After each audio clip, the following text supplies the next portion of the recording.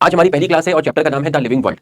तो बच्चों ये क्लास स्टार्ट होने से पहले मैं आपको एकदम विश्वास दिलाता हूं, आपको पूरा बेसिक से पढ़ाया जाएगा, पूरा डिटेल में पढ़ाया जाएगा। एनसीईआरटी की एक एक लाइन कवर की जाएगी, उसके ऊपर बेस एक एक नीट एक्सपेक्टेड क्वेश्चन आपके साथ कवर किया जाएगा। आप अगर फर्स्ट टाइम इस चैप्टर को पढ़ रहे हैं, आपने अपने जीवन में कभी भी इस चैप्टर को नहीं पढ़ा है, तब भी आपको ये चैप्टर पूरा का पूरा समझ में आएगा। ये मेरा पूरा का पूरा चैलेंज है। और एक कमेंट करके जरूर बताइएगा जब ये क्लास खत्म होगी कि आपको ये लेक्चर कैसा लगा। इन दी एंड हमारे पास सिर्फ आपके कमेंट्स रहते हैं, आपका प्यार रहता है, ठीक है। तो हम इस चैप्टर को बिना टाइम वेस्ट किए स्टार्ट करते हैं। बहुत बहुत बहुत आराम से पढ़ाऊंगा, धीरे धीरे, एकदम बेसिक से, ठीक। आप देख सकते हैं मैंने स्लाइड के एक तरफ थ्योरी लिखी है, उसके ऊपर बेस नीट एक्सपेक्टेड क्वेश्चन लिखा हुआ है, ठीक है। देख सकते हैं आप थ्योरी नीट एक्सपेक्टेड क्वेश्चन। तो आप देख लीजिए, यहां पर थ्योरी, यहां पर नीट एक्सपेक्टेड क्वेश्चंस। तो आपको पूरा डिटेल में मैं पढ़ाने वाला हूं, आपको कहीं पर कोई भी दिक्कत नहीं आएगी। बस आप पूरा का पूरा फोकस करके बैठिएगा और उसके बाद आप खुद कमेंट करके बताएंगे कि सर मजा आ गया, एकदम एकदम फील आ गया कॉन्सेप्ट का। तो बच्चों सबसे पहले है कि कैरेक्टरिस्टिक्स ऑफ लिविंग बीइंग, है ना। हम लोग लिविंग है, प्लांट लिविंग है, एनिमल लिविंग है, माइक्रो ऑर्गेनिज्म लिविंग है, लेकिन पंखा लिविंग नहीं है, ट्यूबलाइट लिविंग नहीं है, एसी लिविंग नहीं है, ठीक। तो ऐसे कौन से कैरेक्टर हैं जो लिविंग बीइंग के होते हैं, जिसमें सबसे पहले है आपका ग्रोथ। ग्रोथ क्या है? ग्रोथ क्या है? किसी का साइज बढ़ जाए, ये ग्रोथ है। भाई आपके गार्डन में लीफ लगी हुई है, अभी छोटी है, थोड़े टाइम के बाद वो बड़ी हो गई, उसका साइज बढ़ गया, उसका सरफेस एरिया बढ़ गया, आप इसको क्या बोलोगे? ग्रोथ बोलोगे। एक छोटा बच्चा है, धीरे धीरे वो बड़ा हो रहा है, उसका साइज बढ़ रहा है, उसका मास बढ़ रहा है, आप इसको क्या बोलोगे? ग्रोथ बोलोगे। एक बैक्टीरिया है, डिवाइड करके दो बैक्टीरिया बना लेता है, बैक्टीरिया का नंबर बढ़ गया, सेल्स का नंबर बढ़ गया, इंडिविजुअल का नंबर बढ़ गया, आप इसको क्या बोलोगे? ग्रोथ बोलोगे। क्या बोलोगे? ग्रोथ बोलोगे। एक अमीबा है, बाइनरी फ्यूजन करके दो अमीबा बना लेता है, अमीबा का नंबर बढ़ गया। अमीबा क्या है? सेल। सेल मतलब इंडिविजुअल, इंडिविजुअल का नंबर बढ़ा, सेल का नंबर बढ़ा, या फिर किसी का साइज बढ़ जाए, आप इसको क्या बोलते हैं? ग्रोथ बोलते हैं। प्लांट है, छोटे से बड़ा हो रहा है, ग्रोथ है। एक छोटा बच्चा छोटे से बड़ा हो रहा है, ग्रोथ है। उसका साइज और मास बढ़ रहा है, ग्रोथ है। तो भैया ग्रोथ में आपका साइज बढ़ जाता है और आपका क्या बढ़ जाता है, या आप बोल दीजिए मास, या मैं आपसे कहूं नंबर ऑफ इंडिविजुअल सेल्स आपकी इंक्रीज हो जाती है। आपका बैक्टीरिया का नंबर इंक्रीज हो गया, ठीक है, आपका अमीबा का नंबर इंक्रीज हो गया, तो ये भी क्या है? आपकी ग्रोथ है। प्लांट में जो ग्रोथ है वो इनडिटर्मिनेट है, मतलब इनडेफिनेट है, मतलब प्लांट के अंदर ग्रोथ कॉन्टिन्यूअस होती रहती है ना। प्लांट के अंदर जो ग्रोथ है बच्चों, वो कैसी होती रहती है? कॉन्टिन्यूअस होती रहती है। लेकिन एनिमल में ग्रोथ एक टाइम के बाद आपकी रुक जाती है, मतलब एनिमल में जो ग्रोथ है वो डिटर्मिनेट है। इसका मतलब यहां पर जो ग्रोथ है आपकी, वो कैसी है? वो है आपकी डिसकॉन्टिन्यूअस, ठीक।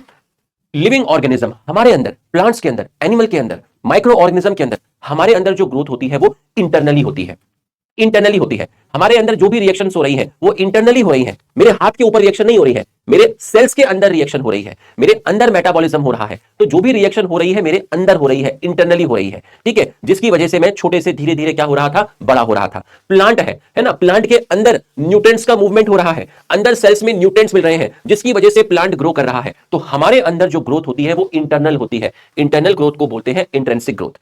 लेकिन एक लीफ छोटे से बड़ी हो रही है, लेकिन वो लीफ बड़े से वापस छोटी नहीं हो सकती। एक बच्चा छोटे से बड़ा हो रहा है, लेकिन वो बच्चा बड़े से वापस छोटा नहीं हो सकता। मतलब हमारी जो ग्रोथ होती है वो कैसी होती है? इरिवर्सिबल होती है, इरिवर्सिबल होती है, ठीक। लेकिन नॉन लिविंग के अंदर, नॉन लिविंग के अंदर जो ग्रोथ होती है वो एक्सटेंसिक होती है, मतलब एक्सटर्नल होती है, बाहरी होती है। इसका क्या मतलब है? देखिए, जैसे मैं आपसे कहूं कि माउंटेन है ना, माउंटेन पे स्नो का डिपोजिशन हो गया, है ना, माउंटेन है, माउंटेन पे स्नो डिपोजिट हो गई, तो अब आप बताइए माउंटेन क्या है? सर माउंटेन नॉन लिविंग है, उसके ऊपर स्नो का डिपोजिशन हो गया, जिसकी वजह से माउंटेन का साइज क्या हो गया? बढ़ गया। तो अगर माउंटेन का साइज बढ़ गया, साइज बढ़ना भी क्या थी? ग्रोथ थी। तो भैया माउंटेन पर स्नो का डिपोजिशन हुआ तो माउंटेन का साइज बढ़ गया, तो माउंटेन में भी क्या होती है? ग्रोथ। और माउंटेन आपका क्या है? Non living. लेकिन सर माउंटेन पे स्नो का जो डिपोजिशन हुआ ये तो ऊपर की तरफ हुआ, माउंटेन के ऊपर स्नो का डिपोजिशन हुआ, तो सर ये जो ग्रोथ हुई ये इंट्रिंसिक नहीं हुई, ये ग्रोथ कैसी हुई? एक्सटेंसिक हुई। और सर स्नो आज है, लेकिन कल तो स्नो नहीं रहेगी, कल स्नो वहां से गायब हो जाएगी, तो सर माउंटेन के केस में जो ग्रोथ हुई वो कैसी हो गई? वो ग्रोथ हो गई रिवर्सिबल। इसका मतलब लिविंग में ग्रोथ इंट्रिंसिक है, नॉन लिविंग में ग्रोथ एक्सटेंसिक है। हमारे अंदर ग्रोथ इरिवर्सिबल है, नॉन लिविंग में ग्रोथ आपकी रिवर्सिबल है। बोल्डर्स, जो बड़े बड़े पत्थर होते हैं, जो चट्टान होती है, उनके ऊपर भी सैंड का डिपोजिशन होता रहता है, तो बोल्डर्स का साइज भी बढ़ता रहता है। तो आपके जो बोल्डर्स होते हैं वो भी नॉन लिविंग है, माउंटेन भी नॉन लिविंग है, और इनके अंदर आपकी ग्रोथ कैसी होती है? एक्सटेंसिक होती है। और आप ऐसी ग्रोथ को बोलते हैं रिवर्सिबल। क्यों? क्योंकि भैया जो सैंड का डिपोजिशन हुआ है, जो आपका स्नो का डिपोजिशन हुआ है, वो स्नो वहां से थोड़े टाइम के बाद हट जाएगी। तो इसके ऊपर क्या क्वेश्चन बन सकता है ना, इसके ऊपर क्या क्वेश्चन बन सकता है? Which of the following is correct statement? अब multicellular organism grow by cell division. एक मल्टीसेलर ऑर्गेनिज्म जो होता है ना, हम अपनी बात करते हैं या हम यूनिसेलर ऑर्गेनिज्म की बात करते हैं, ठीक है। मल्टीसेलर ऑर्गेनिज्म के अंदर जो ग्रोथ होती है वो आपका सेल डिवीजन से होती है। तो ये स्टेटमेंट आपका करेक्ट हो गया।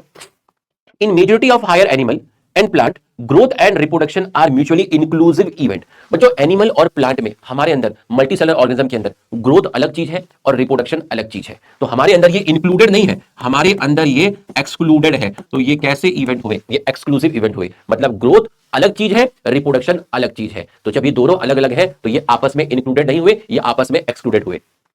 Mountain and boulder show intrinsic growth. बच्चों इंट्रिंसिक नहीं, कैसी ग्रोथ शो करते हैं? एक्सट्रिंसिक ग्रोथ शो करते हैं। तो ये गलत हो गया, ये आपका गलत हो गया। Non living object do not grow. Non living object देख लीजिए, नॉन लिविंग ऑब्जेक्ट भी ग्रोथ शो करता है, नॉन लिविंग ऑब्जेक्ट भी ग्रोथ शो करता है। तो डू नॉट, ये आपका गलत हो गया। आंसर जाएगा ऑप्शन ए। इंट्रिंसिक ग्रोथ जो होती है वो कैसी प्रॉपर्टी है? वो डिफाइनिंग प्रॉपर्टी है। इंट्रिंसिक ग्रोथ को डिफाइनिंग प्रॉपर्टी क्यों बोला? इसलिए बोला क्योंकि इस प्रॉपर्टी को सारे के सारे लिविंग शो करते हैं और कोई भी नॉन लिविंग इसको शो नहीं करता।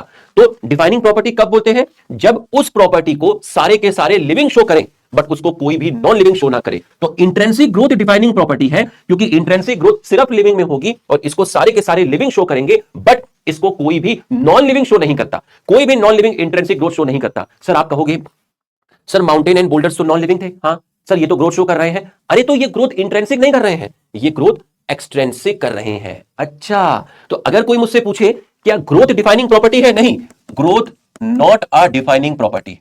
ग्रोथ डिफाइनिंग प्रॉपर्टी नहीं है। क्यों नहीं है? ग्रोथ डिफाइनिंग प्रॉपर्टी क्यों नहीं है? क्योंकि it also shown by non living. It also shown by non living. Growth defining property क्यों नहीं है? क्योंकि ग्रोथ को नॉन लिविंग भी शो करता है, ग्रोथ को नॉन लिविंग भी शो करता है, ग्रोथ को नॉन लिविंग भी शो करता है। इसलिए ये डिफाइनिंग प्रॉपर्टी नहीं है, इसलिए ये डिफाइनिंग प्रॉपर्टी नहीं है। डिफाइनिंग प्रॉपर्टी कब बोलते हैं? जब किसी कैरेक्टर को सारे लिविंग शो करें और कोई भी नॉन लिविंग शो ना करे तब बोलते हैं। लेकिन ग्रोथ को तो नॉन लिविंग भी शो करता है, इसलिए ग्रोथ को आप डिफाइनिंग प्रॉपर्टी नहीं बोलते। लेकिन इंट्रिंसिक ग्रोथ को डिफाइनिंग प्रॉपर्टी क्यों बोला? इंट्रिंसिक ग्रोथ को डिफाइनिंग प्रॉपर्टी क्यों बोला? इसलिए बोला क्योंकि इसको सारे लिविंग शो करते हैं, कोई भी नॉन लिविंग शो नहीं करता। क्लियर है? Select correct statement for growth as one of the characteristics of living organism. Growth by increase in mass is a defining property of prokaryotic organism only. ये गलत हो गया। प्रोकैरियोटिक्स की नहीं है, सिर्फ प्रोकैरियोट की भी है और यूकैरियोट की भी है। तो इसलिए ये गलत हो गया क्योंकि आपने ओनली लगाया हुआ था। Non living object do not show growth by increase in mass of body. ठीक है भाई, non living object show growth, non living object growth show करता है। नॉन लिविंग ऑब्जेक्ट का भी तो मास बढ़ रहा है, उसका भी तो साइज बढ़ रहा है। ये देख लीजिए, ये देख लीजिए, बोल्डर्स है ना, और माउंटेन पे स्नो का डिपोजिशन, तो वहां पर भी आपका साइज बढ़ रहा है। Intrinsic growth is characteristics of all living organism. जितने भी लिविंग ऑर्गेनिज्म होते हैं उनमें ग्रोथ इंट्रिंसिक होती है। ग्रोथ कैन बी एक्सट्रिंसिक और intrinsic for multicellular organism. Multicellular organism मतलब लिविंग ऑर्गेनिज्म की बात कर रहा है। लिविंग ऑर्गेनिज्म में ग्रोथ एक्सट्रिंसिक नहीं होती, वहां ग्रोथ सिर्फ कौन सी होती है? इंट्रिंसिक होती है। तो आपका सही क्या जाएगा? आपका सही जाएगा ऑप्शन सी। तो आप यहां क्या सीखे? आप ये सीखे कि जो ग्रोथ है वो लिविंग ऑर्गेनिज्म में इंट्रिंसिक होती है, इंटरनली होती है, बट नॉन लिविंग के अंदर एक्सटर्नली होती है। ग्रोथ डिफाइनिंग प्रॉपर्टी क्यों नहीं है? क्योंकि नॉन लिविंग भी ग्रोथ शो करते हैं। डिफाइनिंग प्रॉपर्टी आप तब बोलते हैं किसी कैरेक्टर को जब उस कैरेक्टर को सिर्फ लिविंग शो करे, कोई भी नॉन लिविंग शो ना करे। लेकिन ग्रोथ को नॉन लिविंग भी शो करता है, इसलिए ग्रोथ डिफाइनिंग प्रॉपर्टी नहीं है। लेकिन इंट्रिंसिक ग्रोथ डिफाइनिंग प्रॉपर्टी क्यों है? क्योंकि इंट्रिंसिक ग्रोथ सिर्फ लिविंग शो करते हैं, इसको नॉन लिविंग शो नहीं करते। Fundamental property not defining property. तो हम ग्रोथ को क्या बोलते हैं? हम ग्रोथ को बोलते हैं फंडामेंटल प्रॉपर्टी, इसको डिफाइनिंग प्रॉपर्टी नहीं बोलते। क्यों? क्योंकि भैया ग्रोथ को नॉन लिविंग भी शो करते हैं। अब आप ये देखिए अमीबा, ठीक है, ये आपका क्या है? अमीबा, यूनिसेलर ऑर्गेनिज्म है। तो यूनिसेलर ऑर्गेनिज्म कोई भी हो सकता है, ठीक है, आपका अमीबा हो सकता है, आपका क्या हो सकता है? आपका बैक्टीरिया हो सकता है, कोई भी हो सकता है, ठीक। अब एक अमीबा ने बाइनरी फिजन किया तो अमीबा का नंबर बढ़ गया। एक से कितने अमीबा हो गए? 2। तो जब अमीबा का नंबर बढ़ गया है ना, नंबर ऑफ सेल्स बढ़ गई, नंबर ऑफ सेल आपकी इंक्रीज हो गई। तो जब नंबर ऑफ सेल इंक्रीज हो गई तो लोगों ने क्या कहा? लोगों ने कहा ग्रोथ। लेकिन हमने कहा नहीं साहब, ये ग्रोथ नहीं है, ये तो बाइनरी फिजन है, ये तो रिप्रोडक्शन है। अरे क्या बात कर रहे हो? एक अमीबा से 2 अमीबा हो गए, नंबर ऑफ सेल्स बढ़ गया, ये तो ग्रोथ है। मैं कह रहा हूं नहीं भाई, इस अमीबा में बाइनरी फिजन से 2 सेल्स बनी है और बाइनरी फिजन का मतलब होता है रिप्रोडक्शन। तो कुछ लोग इसे ग्रोथ बोलते हैं, कुछ लोग इसे रिप्रोडक्शन बोलते हैं। ग्रोथ क्यों बोला? एक अमीबा ने डिवाइड करके 2 अमीबा बना लिए, सेल्स का नंबर बढ़ गया, ग्रोथ। लेकिन यही तो बाइनरी फिजन है भाई। बाइनरी फिजन में क्या होता है? एक अमीबा डिवाइड करके 2 अमीबा बना लेता है। और बाइनरी फिजन किसका मोड है? बाइनरी फिजन रिप्रोडक्शन का मोड है। तो भैया लोग कंफ्यूज हो गए, बोल रहे हैं यूनिसेलर ऑर्गेनिज्म में ग्रोथ और रिप्रोडक्शन सेम है, सिनोनियम है। जो ग्रोथ है वही रिप्रोडक्शन है, ये दोनों आपस में इंक्लूडेड है, इसलिए इसको बोल रहे हैं इंक्लूसिव इवेंट, क्योंकि ये दोनों कैरेक्टर आपस में इंक्लूडेड है। ग्रोथ और रिप्रोडक्शन एक ही है, दोनों सिनोनियम है, दोनों आपस में इंक्लूडेड है। इंक्लूडेड मतलब इंक्लूसिव इवेंट। बोला खतरनाक चीज है, इसका मतलब ग्रोथ और रिप्रोडक्शन को लेकर हम लोग क्लियर नहीं है यूनिसेलर ऑर्गेनिज्म के अंदर। तो यूनिसेलर ऑर्गेनिज्म के अंदर हम लोग ग्रोथ और रिप्रोडक्शन को लेकर क्लियर नहीं है, हमारा स्टैंड क्लियर नहीं है। जो ग्रोथ है वही रिप्रोडक्शन है, जो रिप्रोडक्शन है वही ग्रोथ है। एक्सक्लूसिव इवेंट इन मल्टीसेलर, ठीक है। तो भैया ग्रोथ और रिप्रोडक्शन मैंने भी आपको बताया एक्सक्लूसिव इवेंट है किसमें, मल्टीसेलर ऑर्गेनिज्म के अंदर। मतलब मल्टीसेलर ऑर्गेनिज्म में ग्रोथ अलग है, रिप्रोडक्शन अलग है। लेकिन यूनिसेलर ऑर्गेनिज्म में ग्रोथ और रिप्रोडक्शन कैसा इवेंट है, इंक्लूसिव इवेंट है। लेकिन हमारे अंदर मल्टीसेलर ऑर्गेनिज्म के अंदर, प्लांट्स के अंदर, एनिमल के अंदर आपका ग्रोथ और रिप्रोडक्शन इंक्लूडेड नहीं है, वो आपका एक्सक्लूडेड है, अलग अलग है। तो आप इसको बोलते हैं एक्सक्लूसिव इवेंट। यूनिसेलर ऑर्गेनिज्म के अंदर ग्रोथ और रिप्रोडक्शन इंक्लूडेड है, सेम है, इंक्लूसिव इवेंट। लेकिन हमारे अंदर ग्रोथ अलग है, रिप्रोडक्शन अलग है। तो हमारे अंदर ग्रोथ और रिप्रोडक्शन इंक्लूडेड नहीं है, एक्सक्लूडेड है। तो आप वर्ड यूज करेंगे एक्सक्लूसिव इवेंट। बैक्टीरिया का नंबर पेट्री डिश में बढ़ गया है ना, बैक्टीरिया का नंबर पेट्री डिश में बढ़ गया है, ये क्या है, ये ग्रोथ है। भाई पेट्री डिश है जिसमें बैक्टीरिया की सेल्स का नंबर बढ़ रहा है, तो जब बैक्टीरिया डिवाइड करेगा तो उसकी सेल्स का नंबर बढ़ेगा। तो जब बैक्टीरिया की सेल्स का नंबर बढ़ रहा है तो आप इसको क्या बोलेंगे, आप इसको ग्रोथ बोलेंगे। मतलब आप लैब के अंदर ग्रोथ को स्टडी कर सकते हैं। एक पेट्री डिश लीजिए, उसके अंदर बैक्टीरिया डिवाइड करेगा, डिवाइड करके अपने नंबर को बढ़ाएगा, नंबर बढ़ेगा, तो यही तो क्या है, ग्रोथ है। मतलब आप लैब कंडीशन में, जब आप लैब कंडीशन में किसी चीज की स्टडी करते हैं तो इसको बोलते हैं इन विट्रो। मतलब आप लैब के अंदर, मतलब इन विट्रो कंडीशन में एक पेट्री डिश में बैक्टीरिया के अंदर ग्रोथ ऑब्जर्व कर सकते हो, क्योंकि बैक्टीरिया डिवाइड करेगा तो उसकी सेल्स का नंबर बढ़ेगा। आप सेल्स काउंट कर लीजिए, सेल्स का नंबर बढ़ रहा है, इसका मतलब ग्रोथ हो रही है। Reproduction is सिनोनियम with growth in. अब इसके लिए आपको क्या देखना है, इसके लिए आपको यूनिसेलर ऑर्गेनिज्म देखना है। यूनिसेलर, क्योंकि यूनिसेलर ऑर्गेनिज्म के अंदर ग्रोथ और रिप्रोडक्शन जो है आपका सेम है, ठीक है। अब फंगस क्या है, ज्यादातर फंगस क्या है, मल्टीसेलर है, ठीक है। तो ये आपका गलत हो गया। डेस्मिड, डायटम एंड प्रोटोजोन्स, ये तीनों के तीनों आपके कैसे हैं, यूनिसेलर है। तो आंसर जाएगा option 2। Cyanobacteria unicellular, fungus and Moses कैसे हैं, ये आपके मल्टीसेलर है। तो भैया ये आपका गलत हो गया, ठीक है। Moses, algae and hydra, Moses, algae and hydra, ठीक है। तो ये भी आपका गलत हो गया। मोजेस कैसा है, मल्टीसेलर है। एल्गी ये सब कैसे है आपके, मल्टीसेलर है। तो ये आपका गलत हो गया, ज्यादातर एल्गी मल्टीसेलर है। तो आपका बेस्ट आंसर जाएगा डेस्मिड, डायटम, प्रोटोजोन्स, ये यूनिसेलर है। Which of the following is incorrect for reproduction, incorrect बताना है आपको, गलत बताना है, ठीक। Unicellular organism reproduce by cell division, ये देख लीजिए, यूनिसेलर ऑर्गेनिज्म के अंदर क्या हुआ था, सेल डिवीजन हुआ था, ठीक है। जिसकी वजह से आपने क्या बोला, बाइनरी फिजन बोला। बाइनरी फिजन में क्या हुआ, सेल डिवाइड करी, दो सेल्स बन गई, ठीक है, दो सेल्स बन गई, तो इसी को लोगों ने क्या बोला, रिप्रोडक्शन बोला। मतलब ये करेक्ट है। Reproduction is characteristics of all living organism, सारे लिविंग ऑर्गेनिज्म रिप्रोडक्शन नहीं करते। इनफर्टाइल ह्यूमन कपल भी तो होते हैं, इनफर्टाइल ह्यूमन कपल्स भी तो होते हैं, वर्कर बीज भी तो होती है ना। आपने एक और चीज सुनी होगी, म्यूल, है ना, मेल डंकी और फीमेल हॉर्स से मिलकर जो बनता है ना, उसको बोलते हैं म्यूल। तो म्यूल स्टेराइल होता है, म्यूल कैसा है, स्टेराइल है। कुछ इनफर्टाइल ह्यूमन कपल्स भी तो होते हैं, तो ह्यूमन कपल्स कैसे हैं, लिविंग है, बट अगर वो इनफर्टाइल है तो मतलब वो सेक्सुअल रिप्रोडक्शन नहीं कर रहे। इसका मतलब रिप्रोडक्शन सारे लिविंग में नहीं होता। ये पॉइंट गलत हो गया, तो आपसे गलत पूछा था, तो आंसर जाएगा option B.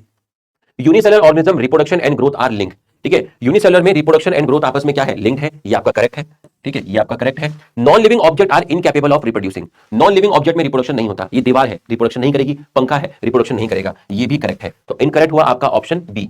In which of the following organism reproduction is not synonymous with growth, किसके अंदर रिप्रोडक्शन और ग्रोथ सेम नहीं है, किसमें सेम नहीं होगा, मल्टीसेलर ऑर्गेनिज्म में। सेम किसमें होता है, सेम किसमें होता है, सेम होता है यूनिसेलर ऑर्गेनिज्म में। तो आप देखिए इनमें कौन मल्टीसेलर है, bacteria unicellular, amoeba unicellular, unicellular algae, house fly कैसा है, मल्टीसेलर। तो आपका आंसर जाएगा ऑप्शन डी। तो बच्चों यहां तक पूरा का पूरा आपको क्लियर होगा, है ना, एकदम आपको कोई प्रॉब्लम नहीं होनी चाहिए, पूरा का पूरा आपको समझ में आ गया होगा। यूनिसेलर ऑर्गेनिज्म में जो ग्रोथ है वही रिप्रोडक्शन है, इसलिए आप बोलते हैं इंक्लूसिव इवेंट। मल्टीसेलर ऑर्गेनिज्म में ग्रोथ अलग है, रिप्रोडक्शन अलग है, इसलिए आप बोलते हैं एक्सक्लूसिव इवेंट। रिप्रोडक्शन, ठीक है, रिप्रोडक्शन फंडामेंटल प्रॉपर्टी है, डिफाइनिंग प्रॉपर्टी नहीं है। क्यों सर, रिप्रोडक्शन तो नॉन लिविंग शो नहीं करते, तो फिर रिप्रोडक्शन डिफाइनिंग प्रॉपर्टी क्यों नहीं है, रिप्रोडक्शन फंडामेंटल प्रॉपर्टी क्यों है। अरे तो सारे लिविंग भी तो रिप्रोडक्शन शो नहीं करते, फंडामेंटल है, डिफाइनिंग प्रॉपर्टी नहीं है। क्यों, क्योंकि reproduction not shown by all living. तेरा म्यूल होता है, म्यूल किससे बनाया जाता है, male donkey plus female horse से जो चीज बनती है उसको आप बोलते हैं म्यूल। कैसा है, स्टेराइल है, ठीक है। वर्कर बीस, जो मधुमक्खी होती है, ठीक है, उसके अंदर एक चीज होती है आपकी वर्कर बीस, ये फीमेल होती है जो स्टेराइल होती है ना। मधुमक्खी में कुछ फीमेल्स होती हैं जो स्टेराइल होती हैं, जिनको आप बोलते हैं वर्कर बीस, ठीक है। और इनफर्टाइल ह्यूमन कपल्स, अब देखो ये तीनों के तीनों लिविंग है, बट ये रिप्रोडक्शन नहीं कर सकते। तो रिप्रोडक्शन को फंडामेंटल प्रॉपर्टी क्यों बोला, डिफाइनिंग प्रॉपर्टी क्यों नहीं बोला, क्योंकि रिप्रोडक्शन सारे के सारे लिविंग शो नहीं करते। एसेक्सुअल रिप्रोडक्शन में एसेक्सुअल स्पोर बनती है, जैसे आपकी हो गई जूस्पोर, ठीक है, जूस्पोर एल्गी में भी बनती है और फंगस में भी बनती है ना। जूस्पोर जो होती है आपकी वो दोनों जगह बनती है, वो आपकी एल्गी में भी बनती है, आपकी फंगस में भी बनती है। कॉनिडिया आपका फंगस में बनता है, ठीक है। तो ये स्पोर होती है, एसेक्सुअल स्पोर होती है जो रिप्रोडक्शन में हेल्प करती है, ठीक। बडिंग आपको पता है, बडिंग ईस्ट में है, ठीक है, और आपका कहां है, हाइड्रा में है।